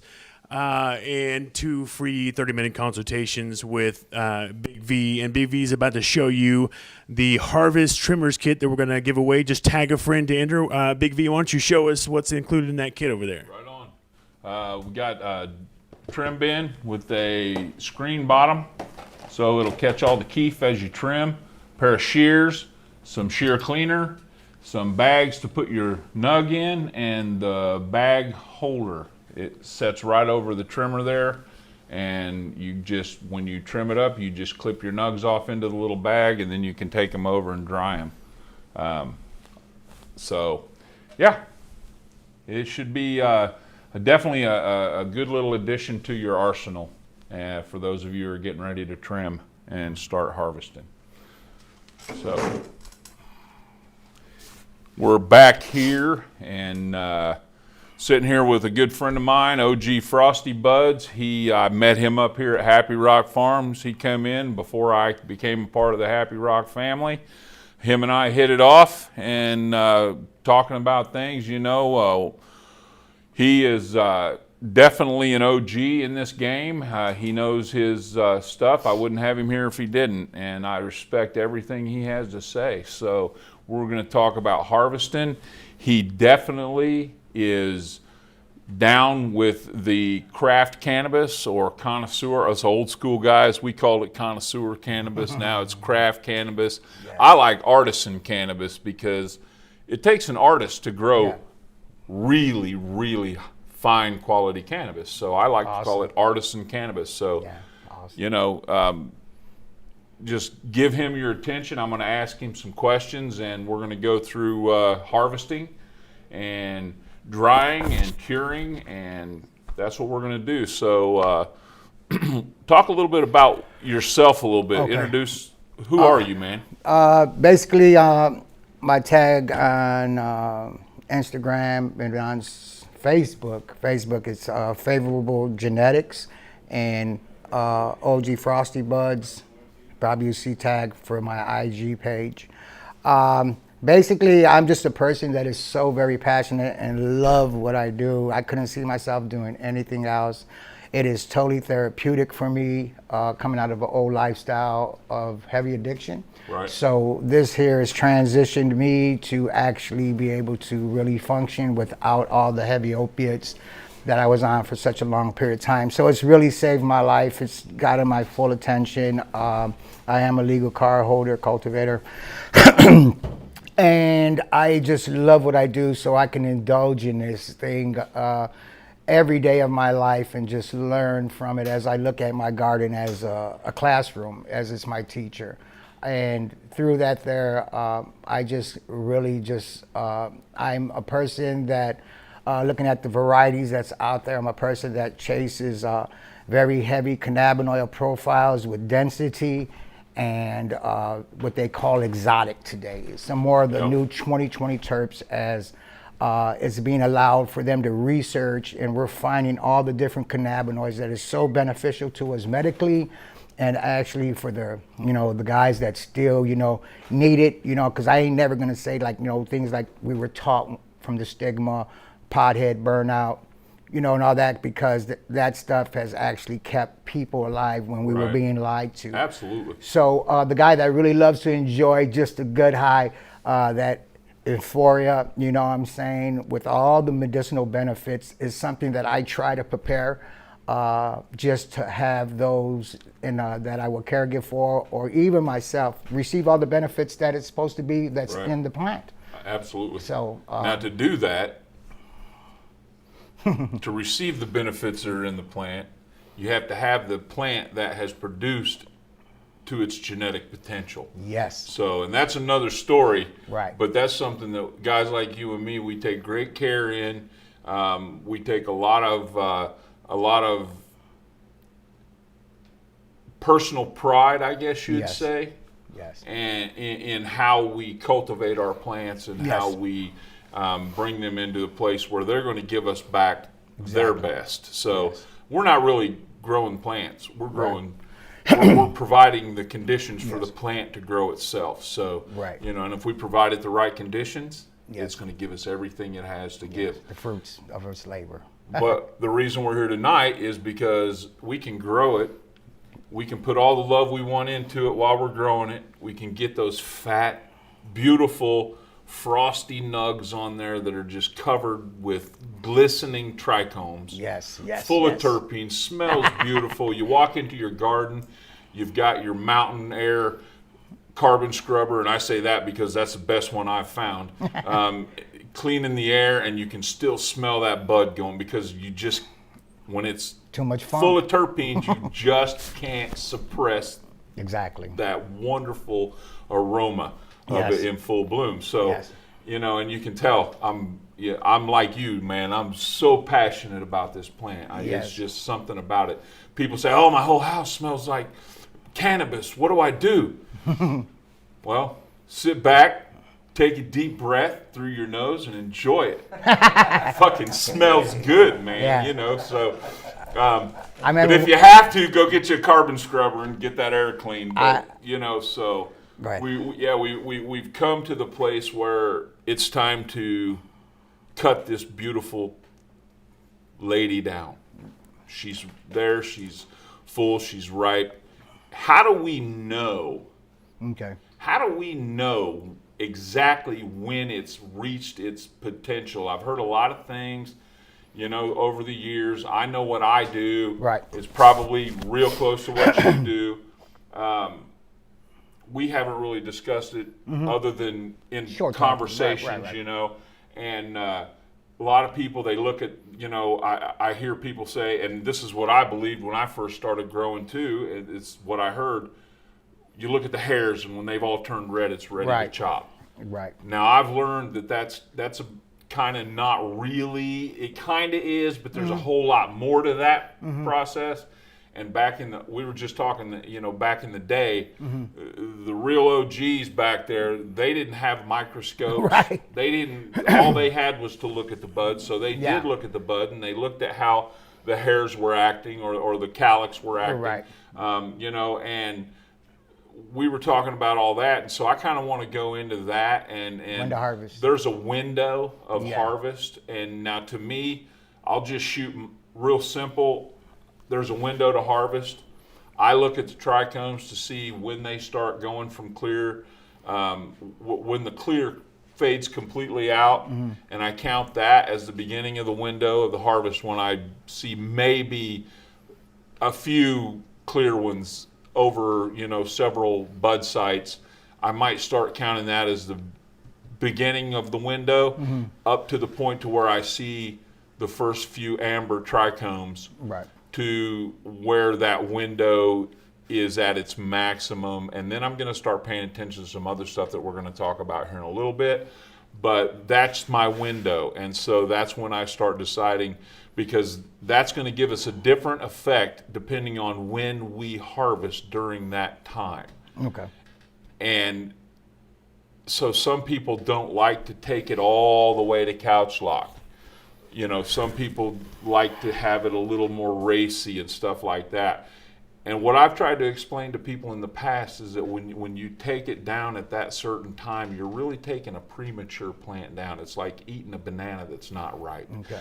Some people like to eat bananas that aren't ripe, but it burns my stomach, Okay. you know, because of the acid and stuff. So, but what I want to talk to you about is when, in your opinion and in your experience, is how do these guys who've never harvested, because that's what we're dealing with. Okay. A bunch of people that have this is their first grow, man. Right. Or they've grown one out and they've harvested it, but they really didn't have a good grasp on it. So Right. how do Okay. we know that plant's ready to harvest, Okay. man? All right. Basically, Very simple, right? All right. First of all, for those people out there that's just now getting into it, if you do an outdoor grow, okay, the breeder or anybody's going to tell you September, October, they call it Croctober for that very reason. So you know September, October, if you're outdoors, that this is a good time where your plant is coming to the end of its life cycle. And then from that right there, as far as outdooring, you would know then, according to whoever you've gotten your souvenirs to, there was a grace given to us here locally because of just that window of grace, that year of grace that was given to us cultivators for our souvenirs. And whatever that person that gave you the souvenirs, they should have given you a generalization on your package of souvenirs of what time frame. Now, you as a grower that never experienced before, you might see a cultivar that is very fast flowering, is responding very well, and it'll just, and it could be done prematurely, and you're waiting on 8 weeks when all of a sudden, because everything was down, and we had an amazing summer this year. Right. Where Beautiful those summer. are gonna, those that, anyways, those that did it probably are going to experience large, beautiful yields. Maybe some of them that's still waiting probably going to get some real CBM because they missed the window of the plant because they're waiting for October the 15th. However, that's just a generalization, but let's shoot it to those that are just medically able to grow 6 plants in their house. You got some souvenirs, being a bag seed. The first thing I like to tell people is you have to inform yourself genetically what this plant is accustomed to, okay, because it's very difficult to harness Mother Nature in my books. So you got to have a base of simplicity. If this is an indica, and an indica is very much an 8-week cultivar, okay? So I'm going to put on there that it's an 8 to 9 week cultivar. That's going to give me a generation from his experience of the breeder that within 8 to 9 weeks, I need to start looking at these plants because it's coming to the end of its life cycle. How I get this statistic is because the breeder has grown that plant out and he knows the window. That's not meaning that you automatically, because it's going to respond according to the environment. I use a hashtag called dial it in. If you dial it in, you can knock weeks off stuff. So what you're saying is if the breeder says it comes down at 8 weeks, that doesn't necessarily mean Not it's in going to come concrete. down as 8 weeks. It's not in concrete. That's just a good idea. It's a good of idea. When you can expect to start looking at Yes. it to see if it's ripe. Okay. That's just the first thing that I could give to the novice to help you. You need to know that. Then the other thing is we're dealing with a lot of hybrids today. A lot of people are cross-pollinating. Right.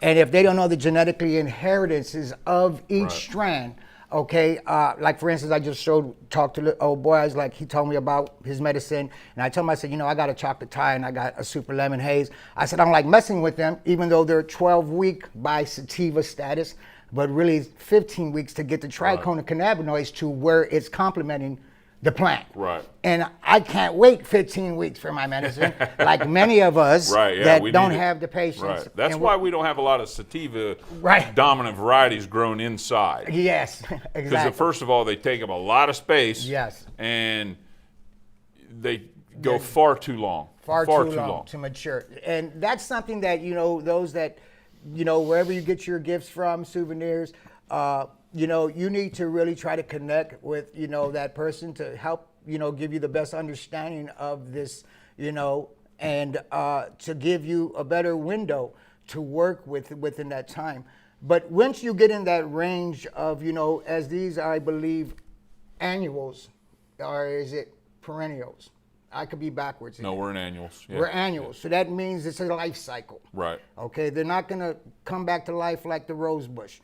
That means they're going to die. So you got that window frame of where it's 6-7 weeks. But in 6 weeks, she just happens to look like, man, the trichomes are there. She's funky. She's leaning to the side because she ate all good all 6 weeks, 6.5 weeks. And, she looks beautiful to the eye. Right. But I tell guys, maturity and ripen are two different things. Right. You know what I'm saying? I've walked into Walmart and I've walked into Sunfresh and I've grabbed some beautiful mature apples and peaches, but when I bit it, wasn't right. It wasn't right. And that's the same with our cannabinoids. And a lot of ways that you can look is through today, through the science and through the doors opening, and those forerunners that have set the pace before us, the guys, George Cervantes, Humboldt Seeds, the guys in, Franco and RJ, all these guys that have been doing this stuff when you parents were probably buying nickel bags. They've studied this plant, they saw this day, and they help us to understand that season of harvest, because that is another cycle that is the most important, I believe. And there's a lot going on. More research is revolving around where there's all kind of new cannabinoids being found. And that time, when you're in that time frame, knowing how your plant's responding is just a general idea. You asked me about the scope. Right. And yeah, I could go without a scope. And what are we looking for if you go without a scope? Oh. If you don't have a scope, let's say old school. We were talking about this earlier. Old school. We're going to look at this bud, and we can get close maybe with a magnifying glass and kind of see, but we really don't have anything. We don't have a scope. We're in 1975. And we're looking at and we're looking at some roadkill skunk, and we're trying to decide whether that's ready to chop or not. What are we looking at, man? The first indication, since I've been to so many burials,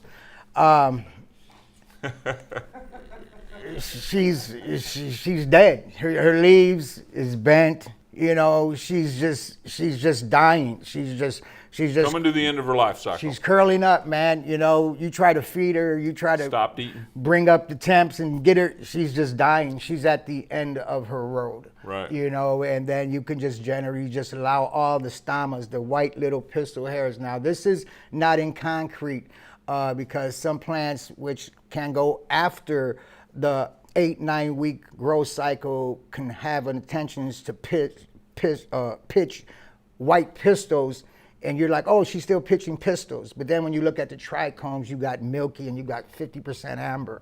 And amber, to some people at an early stage, and I don't want to get ahead of myself, so stop me. Right, yeah. Amber is a great thing for those that like euphoria, but at the very same time, it's converting to CBN if you let it go too long. So now but we can't look at the trichomes because we don't have a scope. So we're looking at the bud, and we're looking at the okay. So we've come to the idea where we see the plant, and it's like, and she's just like she's dying. I'm over. I want to go lay down. Because it's time for me to close my eyes. So now we've established that, and we're looking at the bud. Mm-hmm. We're looking at our flower. Mm-hmm. What does it look like? How do we look at it and feel confident that it's time to harvest this lady? Well, I hate to use this analogy, but anybody that kind of like, actually ever seen any loved one or anything pass away, maybe I should use it. They change colors. Okay.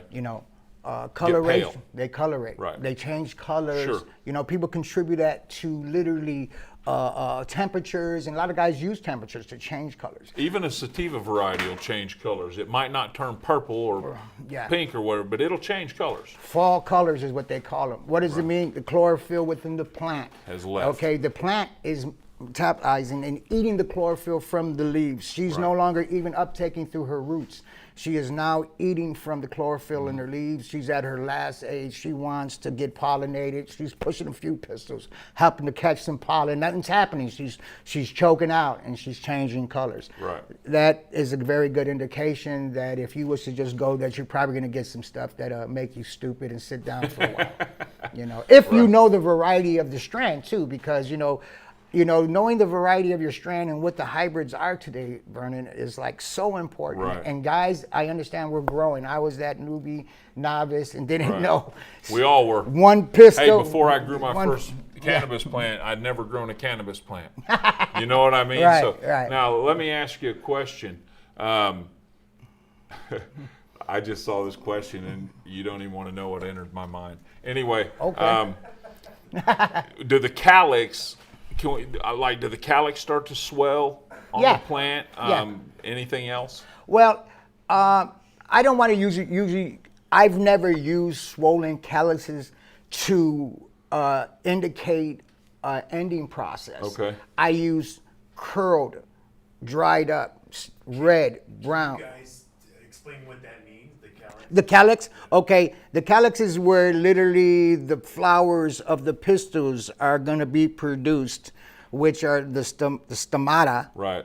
That basically catches the pollens and lets the white hairs. The white hairs that lets off fragrances for pathogen defense, as well as aromas to where you get all your terpene profiles. Right. And there's a positive and a negative too. It's really a miracle, amazing plant if you study it. But the calyx is that little thing that you will first see where pushing white little pistils, letting you know it's a female. Like the little canister that holds the white hairs Right. is basically the little part. Okay. So that's what the calyx is, and that'll swell up Yeah. at the end of its life cycle start and pushing begin pistil. to fill up with, Yeah. all the good stuff. So, Yeah. okay, how do you get your buds harder? Let's go to this question real Yeah. quick and talk about it. Well, I mean, we're talking about harvesting, so we're kind of already past how to get the buds harder Oh, I can phase, tell 'em. but I'm going to say, if you want, I mean, a lot of it has to do with genetics. If you're going to get dense buds, now I've got certain cultivars that when they dry out and they're cured, the buds are so rock hard you can hardly break them up without a grinder. And I've got them that aren't quite that hard, and they're good, solid, tight nugs, but they're not like rock hard. Right. But your main factors in bud hardness are going to be, first of all, if your nutrient profile is on point in your. Now I use soil, I use living soil, so what's in the soil is, what the plant gets. So it's, to me, in my soil, it usually always has the right nutrient profile. So, but the light. If you don't have enough light, I see a lot of people out there buying cheap lights off Amazon, and I'm not going to knock that, because if you don't have anything else and you at least have that light to use, then, but I think that a lot of times we can probably, even if you come up here and talk to me, we can get you into a better light than what you're going to get on there for equal the price, if not a little better. But lighting is probably the number one factor in not getting dense buds. So you need to have good lighting, and a lot of people use bud hardener and stuff like that, and basically all they're doing is shooting a bunch of phosphorus in there, and it's kind of like snake oil, if you ask me. Right. But if you feed the plant right and you give it enough light and you keep your temperatures in check, those three things, that'll get you the buds that you need, the hard, dense buds that you're after. But you, first and foremost, you have to have light. Right. Secondly, you have to keep your temperatures. I'm going to say if your temperatures are above 85, you probably really need to seriously consider getting them down. I like to keep my temperatures below 80.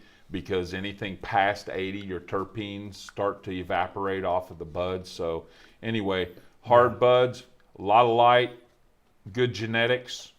Yeah, and I actually totally agree with him as far as a lot of genetics. If you grab stuff like God's Gift, baseball hard rocks, the orange doses, baseball hard rocks, it's part of the morphology of the bud structure, and that's going to be complemented by your PPFD, your PAR, your photosynthetic active radiation. LEDs is so important, but at the same time, the appropriate PAR, the genetics, and then the curing process. Right. Then you're going to get what I like to produce. And that's hard, dense, crystal, crack, throw it, bust someone upside the head with it. Break a window. That's the stuff. I don't like that airy fire. I don't care how beautiful it is. If it's airy, I'm sorry, it is just regular weed to me. I mean, you remember early 80s, Right. California, you get a glad bag this big with big lime green, red hair, sensimilla buds. Just, no seeds in it, just airy as heck, growing on the backside of some mountains, but it's just genetics. So in your genetics and that right there, but definitely having the right appropriate PAR and actually curing right it. environment and So I agree with everything he said. Right on. So yeah, that's it. All right, so now back to, we have a microscope now. Okay. Okay, what are we looking for? The first day. Where do you like your ripeness to be when you're ready to harvest? I like mines. If I got a hybrid indica, I kind of want to complement both members of the family. Okay, and especially a patient may like tell me like I get super paranoid, I will anxiety, so I can't give him nothing with a little bit of amber. I want to just make sure it's real cloudy and nice and milky, where he could get the full medicinal benefits of, we haven't been just yet graced with any testing facilities, which is coming soon. It's been posted. That's going to make Evolution's been talking about it. And that's going to where we're going to really be able to get the medicinal benefits that we should be really looking for, the cultivators, the caregivers, because it's medicine that you will be giving to your patients, and we don't want them to react bad off of something. So choose your caregiver wisely. But then you'll really be able to dial it in once we get the testing facilities, because you'll be able to harvest at different times. You'll be able to, know. And take them in, have them tested, and they'll be able to tell you all that is about it. So milky with a little bit, like I said, if it's an indica and it's a hybrid, then I'm going to go with predominantly milky. If I got this hybrid and it's leaning totally sativa, then I'm going to, shoot a little bit of amber, you know what I mean? And so it's clear, translucent, you know what I'm saying? Then you have just milky, and then you have the amber. And the amber is literally the cannabinoids turning into CBN. CBN, and that's why you can't let it go too far, because you will get a starts degrading.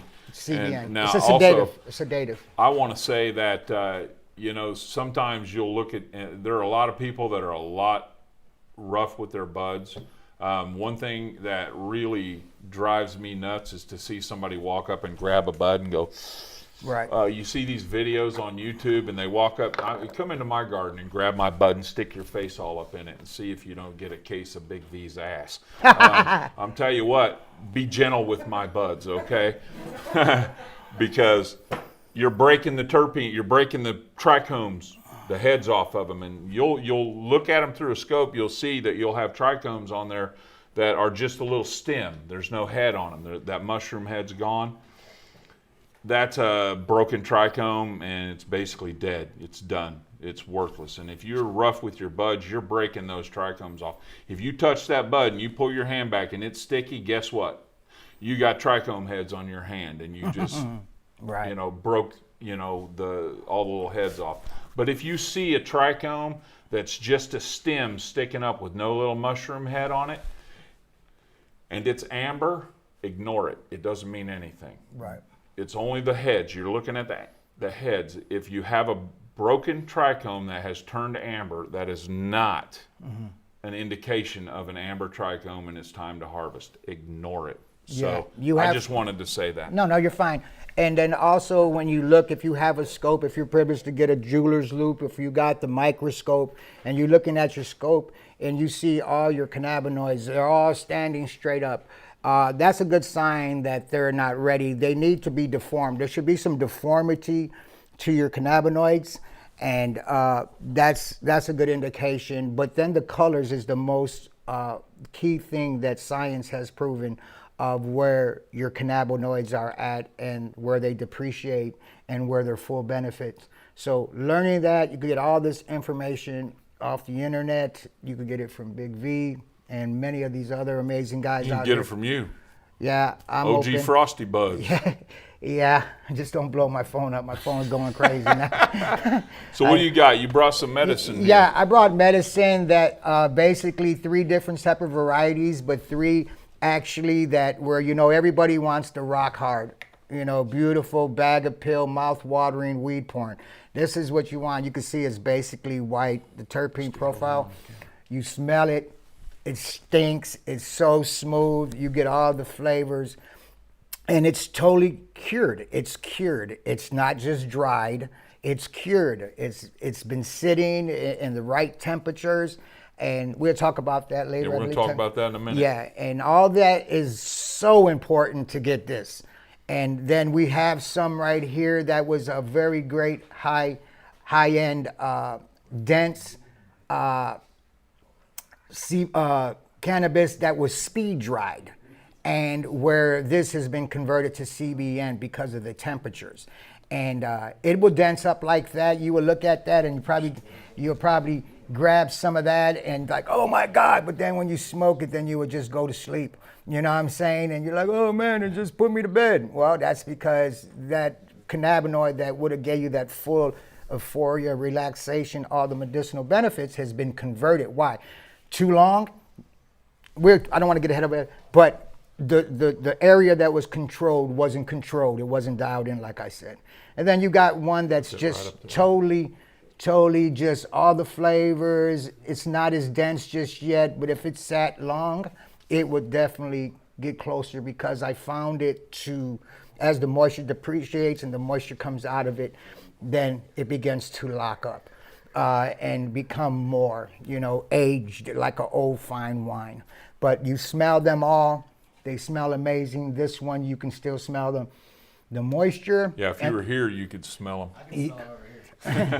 The moisture and the little bit of the wetness. And that we do want some moisture, gentlemen, but we don't want a lot of moisture. But no one likes real super dry pot or medicine because it's bad on you. It just doesn't, burns your throat. Yeah, it jokes. And it ain't a cough from the cannabinoids being so just full. It's like a dry throat. Dry throat. It's not the good kind of cough. Yes. It's not the don't cough, don't get off cough. It's the I don't want that cough. Exactly. Okay, so let's use that, and let's go ahead and segue on into, let's talk about drying. So we've talked, first let's talk about how we're going to harvest, okay? We've determined, we've looked at the trichomes. They're all nice and cloudy. Maybe you see one that might be amber. So, you're right there and you want to harvest. The plant's showing all the signs.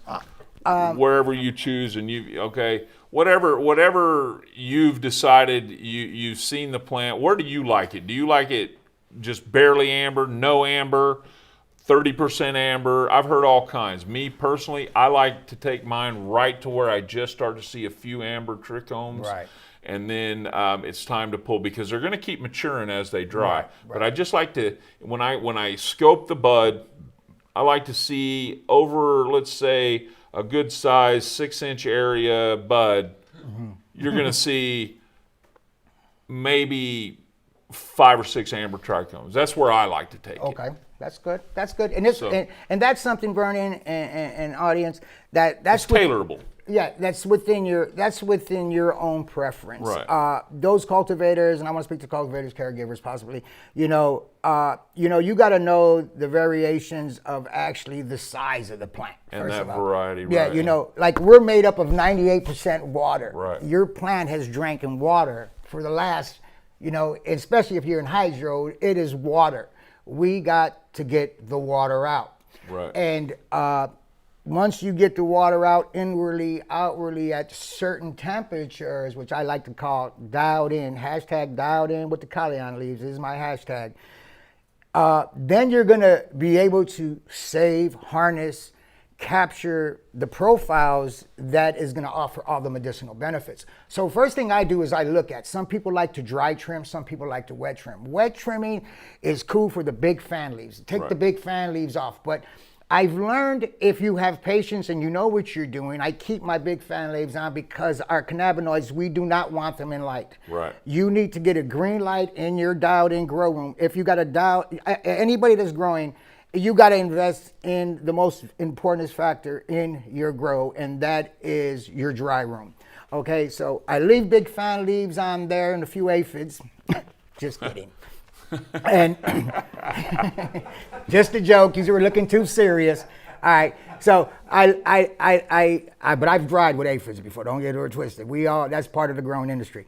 So I leave some fan leaves on there.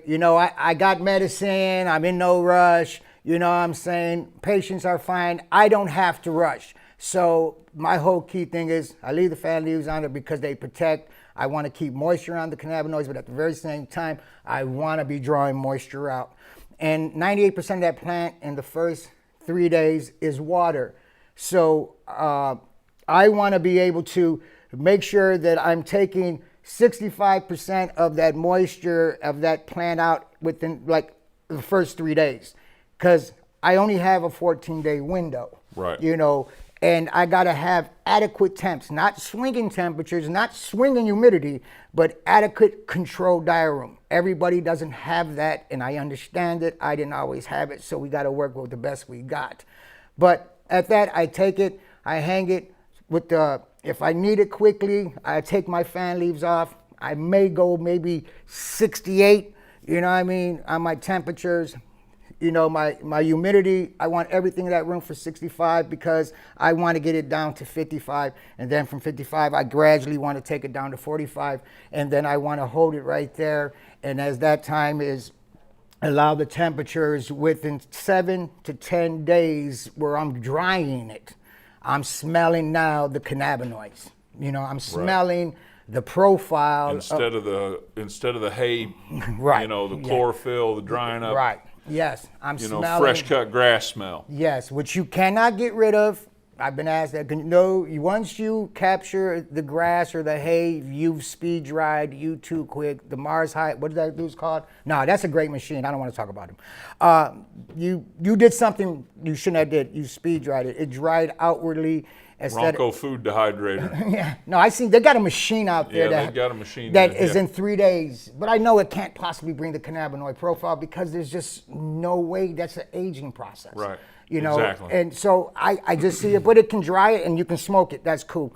But so that process is where it is like how I look at my situation, all the existing factors. But if I want some good stuff, you know, really for when I smoke it, I can just, boom, you know, feel it. Or if my patient want, you know, they can really, you know, get the responses I get. Wow. So wham, now, boom, boom, you know. so you leave all the leaves on. Yeah. If I have now, that do time. you hang the whole plant, or do you hang it branch by branch? You hang it upside down. You let it dry, and but when you harvest, let's rewind a minute. Okay, go ahead. And now there are a lot of people that ask me a lot of questions, and one of the most prominent questions I get is the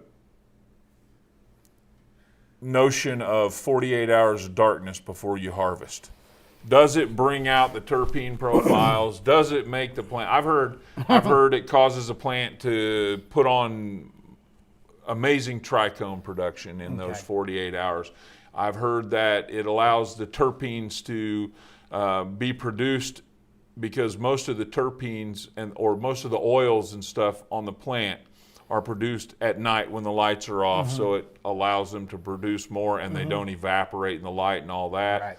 So I've heard that 48 hours darkness makes exponential difference, and I've even experimented with it myself. But what do you think about that notion? Well, scientifically, you know, that's how you got to look at it scientifically, and I don't see that we getting 3 days of darkness in the earth anywhere besides when God stopped the sun from going down in the book of Joshua. Right.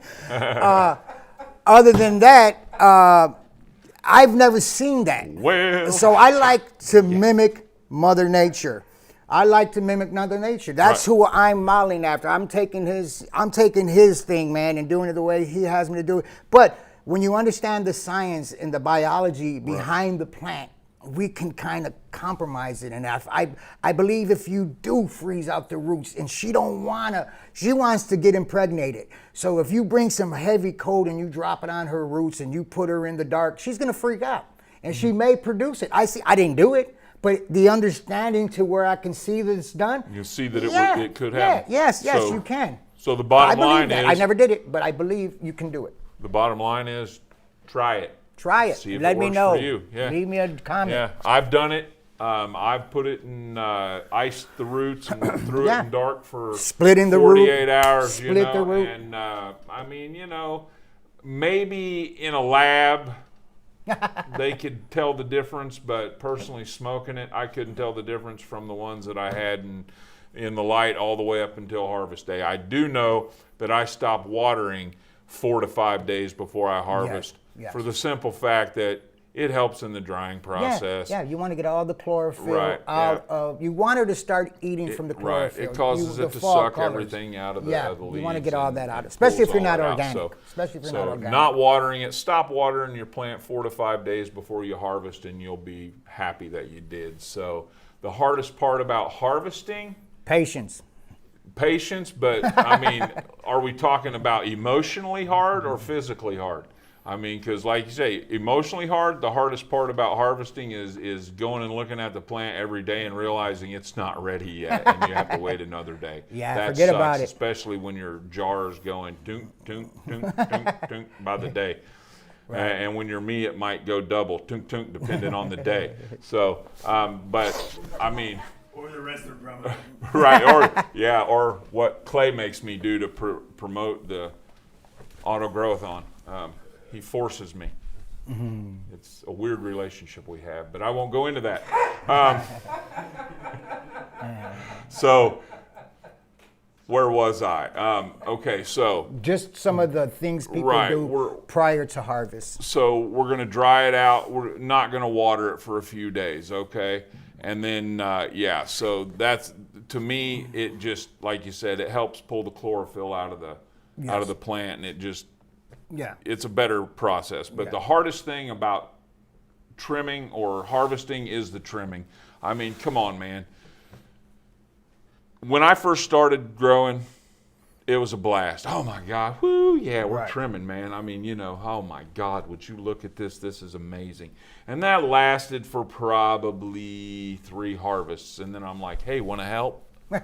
Hey, can I find someone to help? But you can't because, unless they're your patient. Nowadays, you can't do that. But in other states, it was different. So, but harvesting and sitting in trimming for 16, 22, 24, 48 hours steady, that's what the hardest part about trimming is. 6 plants. Or harvesting. I mean, well, if you use 6 of my plants, brother, I mean, I'm telling you what, you got plants, Right. But that, whether you're dry trimming, I think dry trimming's probably a little bit more meticulous than wet trimming. Yeah. Because wet trimming, you're just bam, bam, bam, bam, bam, and there it is. It's all in the tray, I'm ripping. I just rip. Cleaning off the scissor hash, going ahead and smoking the scissor hash. That's probably the most. That's the best part about most trimming. hardest to me is actually cheap scissors in the buildup where you can't even get through your plant. Right. That's I've got 25,000 pairs of scissors. And it's just change retarded. them for each clip, right? Yeah, each bud gets a new pair of scissors. Wow. So especially if you got a lot of trichomes and that's what I look for and that's what I love. So. Absolutely, yeah. They get gummed up quick, don't they? So but just the hours that it takes to trim and to the methodical snip, snip, snip. Your hands cramp.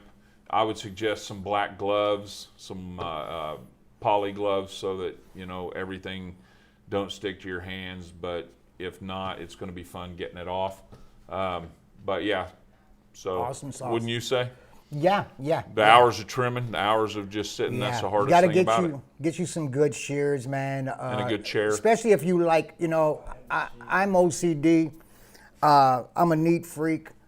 So, man, you can't have anything hanging out. I just tightly, because I want it to dry up and look like the stuff I showed you. So, and some guys don't care because they just, they smoke and whatever. But I like mine's just really super clean. So nice pair of fine trimmers, what I'm saying, a couple pair on hand and just, or you can do like some of the lazy people do and get a trimmer. The canna brush. Come down here and get a canna brush. They work amazing. You know what I'm saying? Yeah, you know what? Canna brushes do work nice. Yeah, I was thinking about getting one. And also, Jason was talking about it. If you're a caregiver and you take down big harvests, then again, a trimmer is not a bad option. I mean, if you get a cheap trimmer, yeah, but if you get a nice trimmer, and you're going to spend a little bit, but if you're $3 a caregiver, or $4 Vivazons, forget it. But if you're 3 buds, you're dead. But if you're going to get if you get a nice, a nice bud trimmer, what's the brand of bud trimmer we get through here? Canna brush, I seen you got up No, there. I'm talking about the big trimmer. The Oh, twister. yeah. Oh, the yeah. twister. Yeah. Twister T4. Okay, Twister Twister T4. Maybe T6 and if you're a small guy. okay, or T6 if you're a small guy. So, T6 if but you're a yeah, small if guy. you have a big garden and you harvest a lot, if you're a caregiver and you're harvesting for 3 patients at a time, you might be harvesting 18 plants at a time. An automatic trimmer is definitely something that you should probably consider unless you just have 4 or 5 days to kill and Right. don't need to be anywhere. So Thank you. But yeah, so again, that's the hardest part. What's Right. up? No. I was saying, so yeah, he asked the question, but we was in the harvesting. Okay. And then you said checking the cannabinoids. And then we go to, I would think the next step after that, this is just, I don't know what your list says, the temperatures of our... Right, we're going to going into drying, right? Okay, so that's, I was just trying to follow. That's what we trim dry or wet. That was my next question, and you've already covered that. You like to trim dry. Yes. I trim wet. Right. Why do I trim wet? Because that's the way I've always done it. Mm-hmm. And it works for me. But when I say I trim wet, mm-hmm.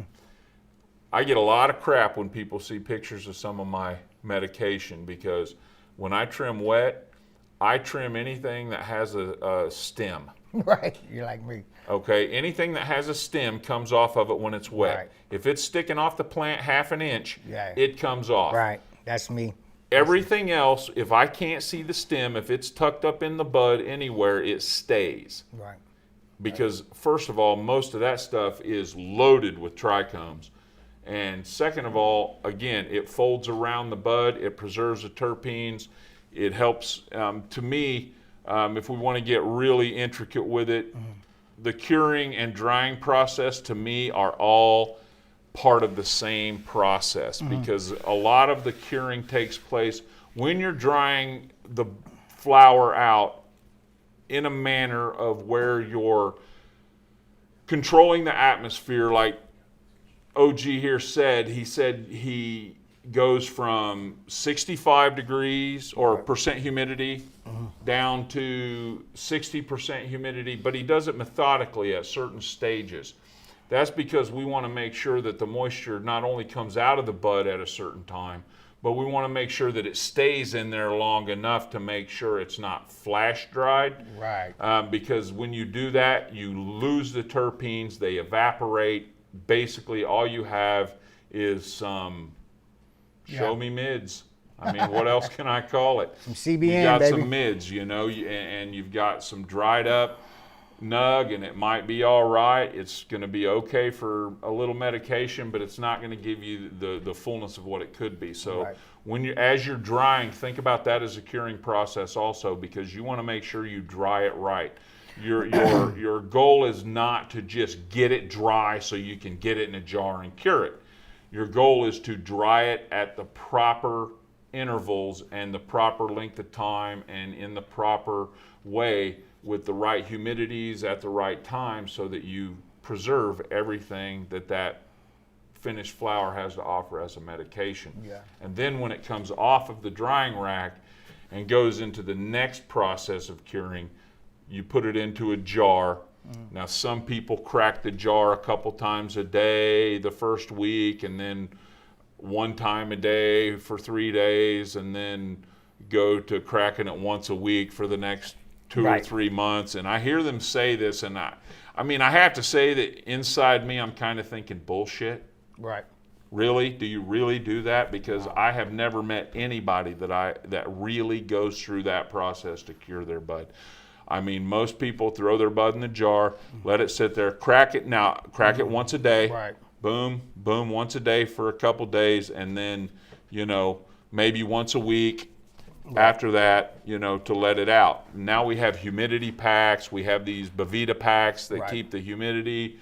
That's after the plant has been dried. Right, that's after it's been dried. Right. And it Dried, goes into the jar. Appropriately dried. Right, but then do you go into the jar? Now, a lot of people are taking it off the drying rack, throwing it in the jar, throwing one of them Vivita packs in there. Yeah, and they think they're curing, and they're not. And that's a mistake, isn't Right, it? Because right. to me, everything I've done off of that has left me with a bud that just really has no flavor or smell or anything. It's just A good way is when you go into your dry room, your humidity, your hygrometer, is it? Your hygrometer, right. Your hygrometer should be reading anywhere from 48 to 55% with your plants hanging in there. That first 3 days is vitally important on taking so much moisture out of your plant, because you really only have a 10 to 14 day window before the plant really starts to depreciate. Now, this is not in concrete. This is from some of my experience.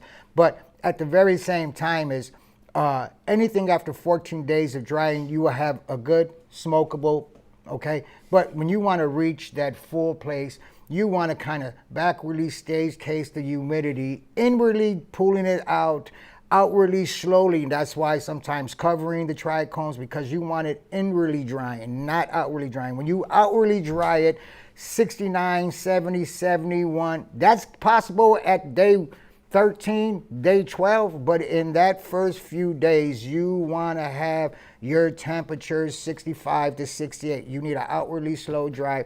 You need to inwardly pull the moisture out.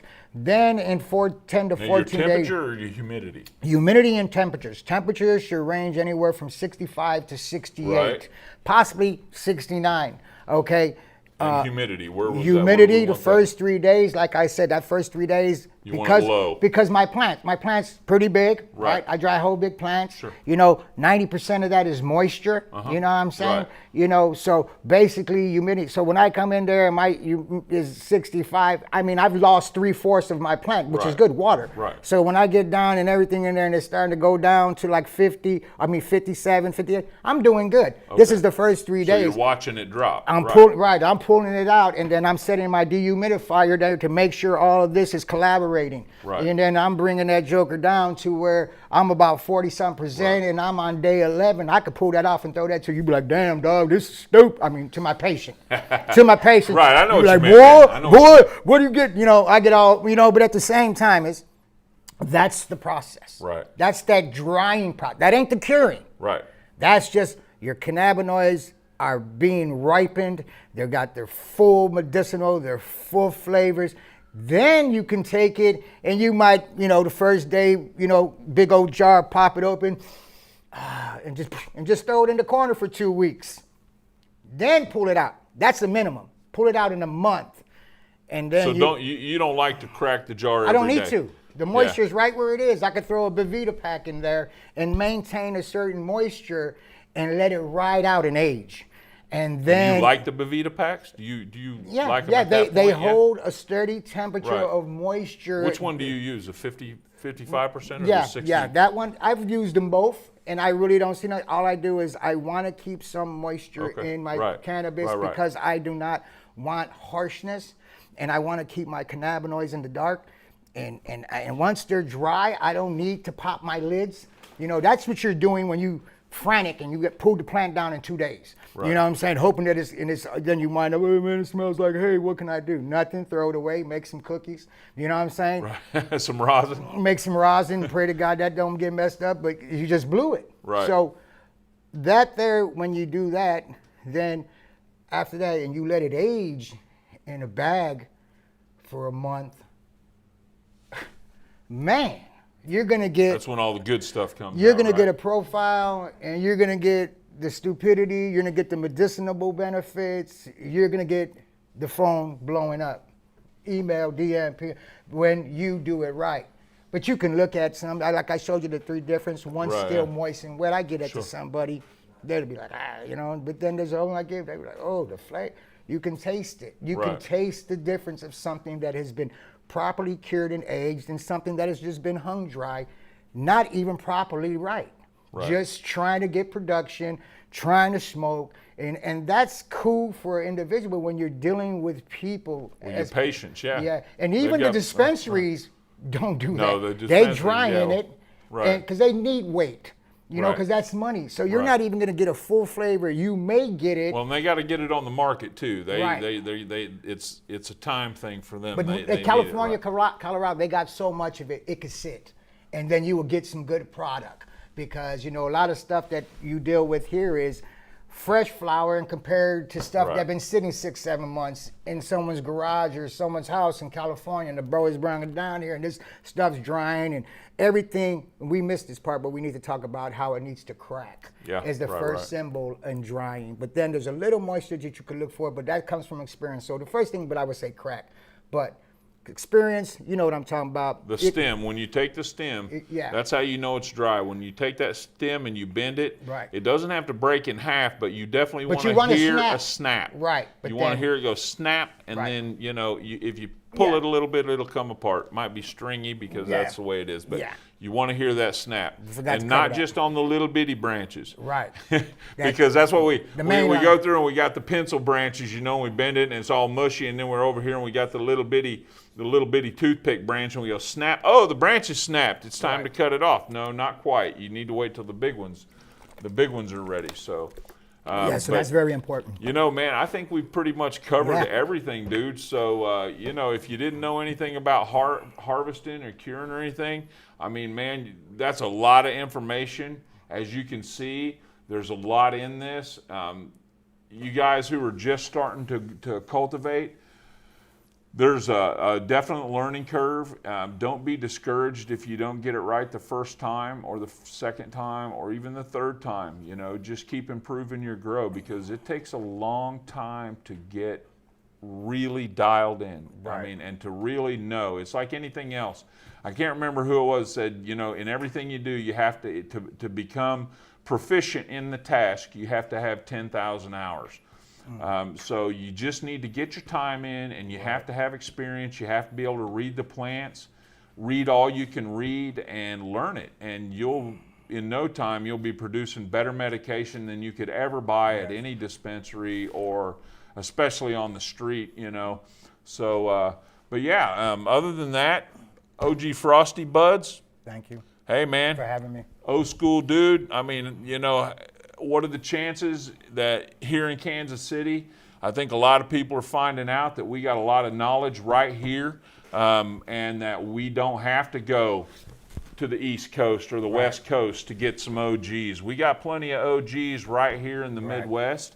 Not that City. Cannabis City. Yes, we cannabis. That's a good so one. thanks a lot, and thanks for tuning in. And I'm going to end it here. Can I just say? So you can follow me? go ahead. Yeah, you can follow me on Favorable Genetics, but I've been banned by Facebook for 2 more weeks. So don't. If I We all don't get respond, don't freak out. KCMMJ Caregivers. You can find me. Hashtag dialing in with the 2 Kalian emoji, the 2 little leaves emoji. Make sure you put that, tag your stuff there, or OG Frosty Buzz on Favorable Family Growers and Genetics on IG. Right. I'm here to help you, be a blessing to you, and help you grow along with the Grow Coach and this Team Happy Rock. It's all a is big amazing. family here, Yes. and I want to give one last shout out to Jake for Bullsworth.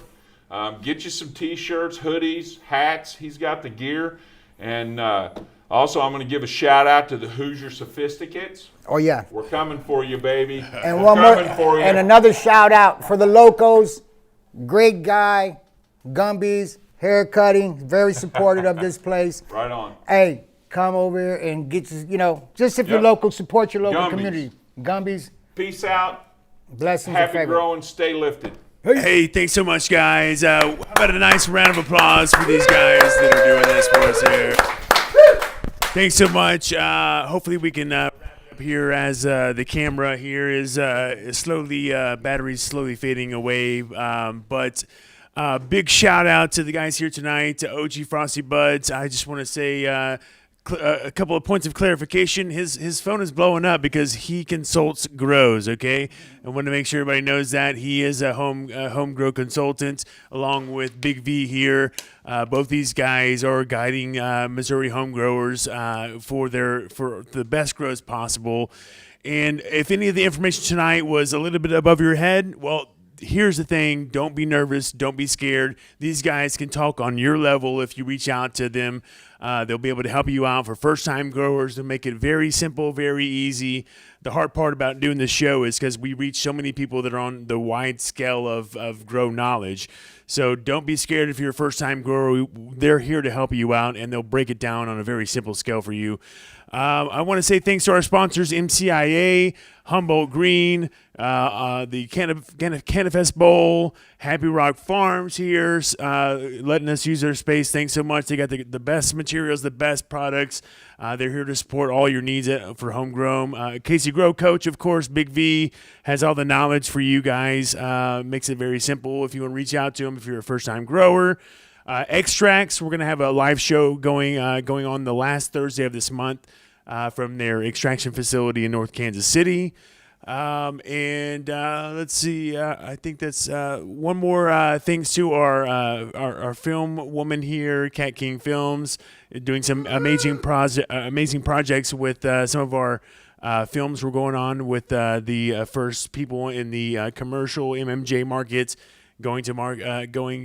becoming online here in the next few days, weeks. Stay tuned to see more about that. And then, of course, James Thomas on the ones and twos. James is about to host his own show starting next week, October 13th. October 13th, tune into his show.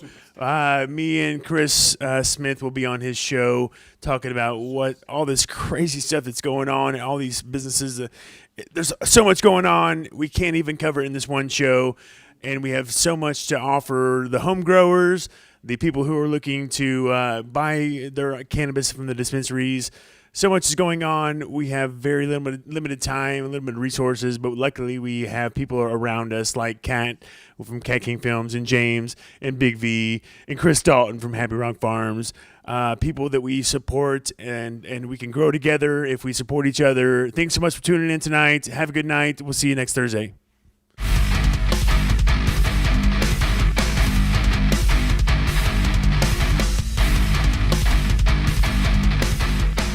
How's everybody doing tonight? I'm Bong Ribs McGee. I'm here at the 2021 Canafest Bowl. We're here with the Dictator of Dank, Mr. Dictator of Dank, and the Microbial Madman. Microbial Madman, what do you got to say to the rest of your competition? They don't know. They don't know? How's your grow going? How's your grow going? They don't know. That's why I'm They don't know. I'm hard. I'm hard. They don't know. Hard of hearing. All right. So, anyways, we're here with the Dictator of Dank. Are you hard of hearing like him? I told you, it's Mr. Sorry, Mr. Dictator of Dank. What do you got to say to all your competition out there in California? Eat fruit pies and surf surfboards, stay on the beach, bunch of hippies, get out of here. Okay, what about They don't know. You live in a big old chili bowl and it snows in the summer. What's that about? You guys are weird. They don't know. Diet weed, 3-2 weed, just stop, yo. Oklahoma. Ha ha ha. They don't know. So, what do you say to your fellow Missouri participants? Look, I'm just gonna say one thing, all right? You see the bottom of my shoes? You see them? Mm-hmm. They're slick. That means I'm not running from no one. All right? Nobody. Again, this is Bong Ribs McGee. I'm here with the Mr. Dictator of Dank and a Microbial Madman. And then we're at the 2021 All right. Terpenes. They don't know. It's over. The Canafest Bowl 2021. It's here. Right here. It's the Turp King. Terpenes. The Dictator of the Dank. It's all about the terpenes, baby. They don't know. All right, guys. You guys heard it here. We're at the 2021 Canafest Nationals with the Dictator, Mr. Dictator of Dank and the Microbial Madman, and I'm Bong Ribs McGee. You have a good evening. They don't know.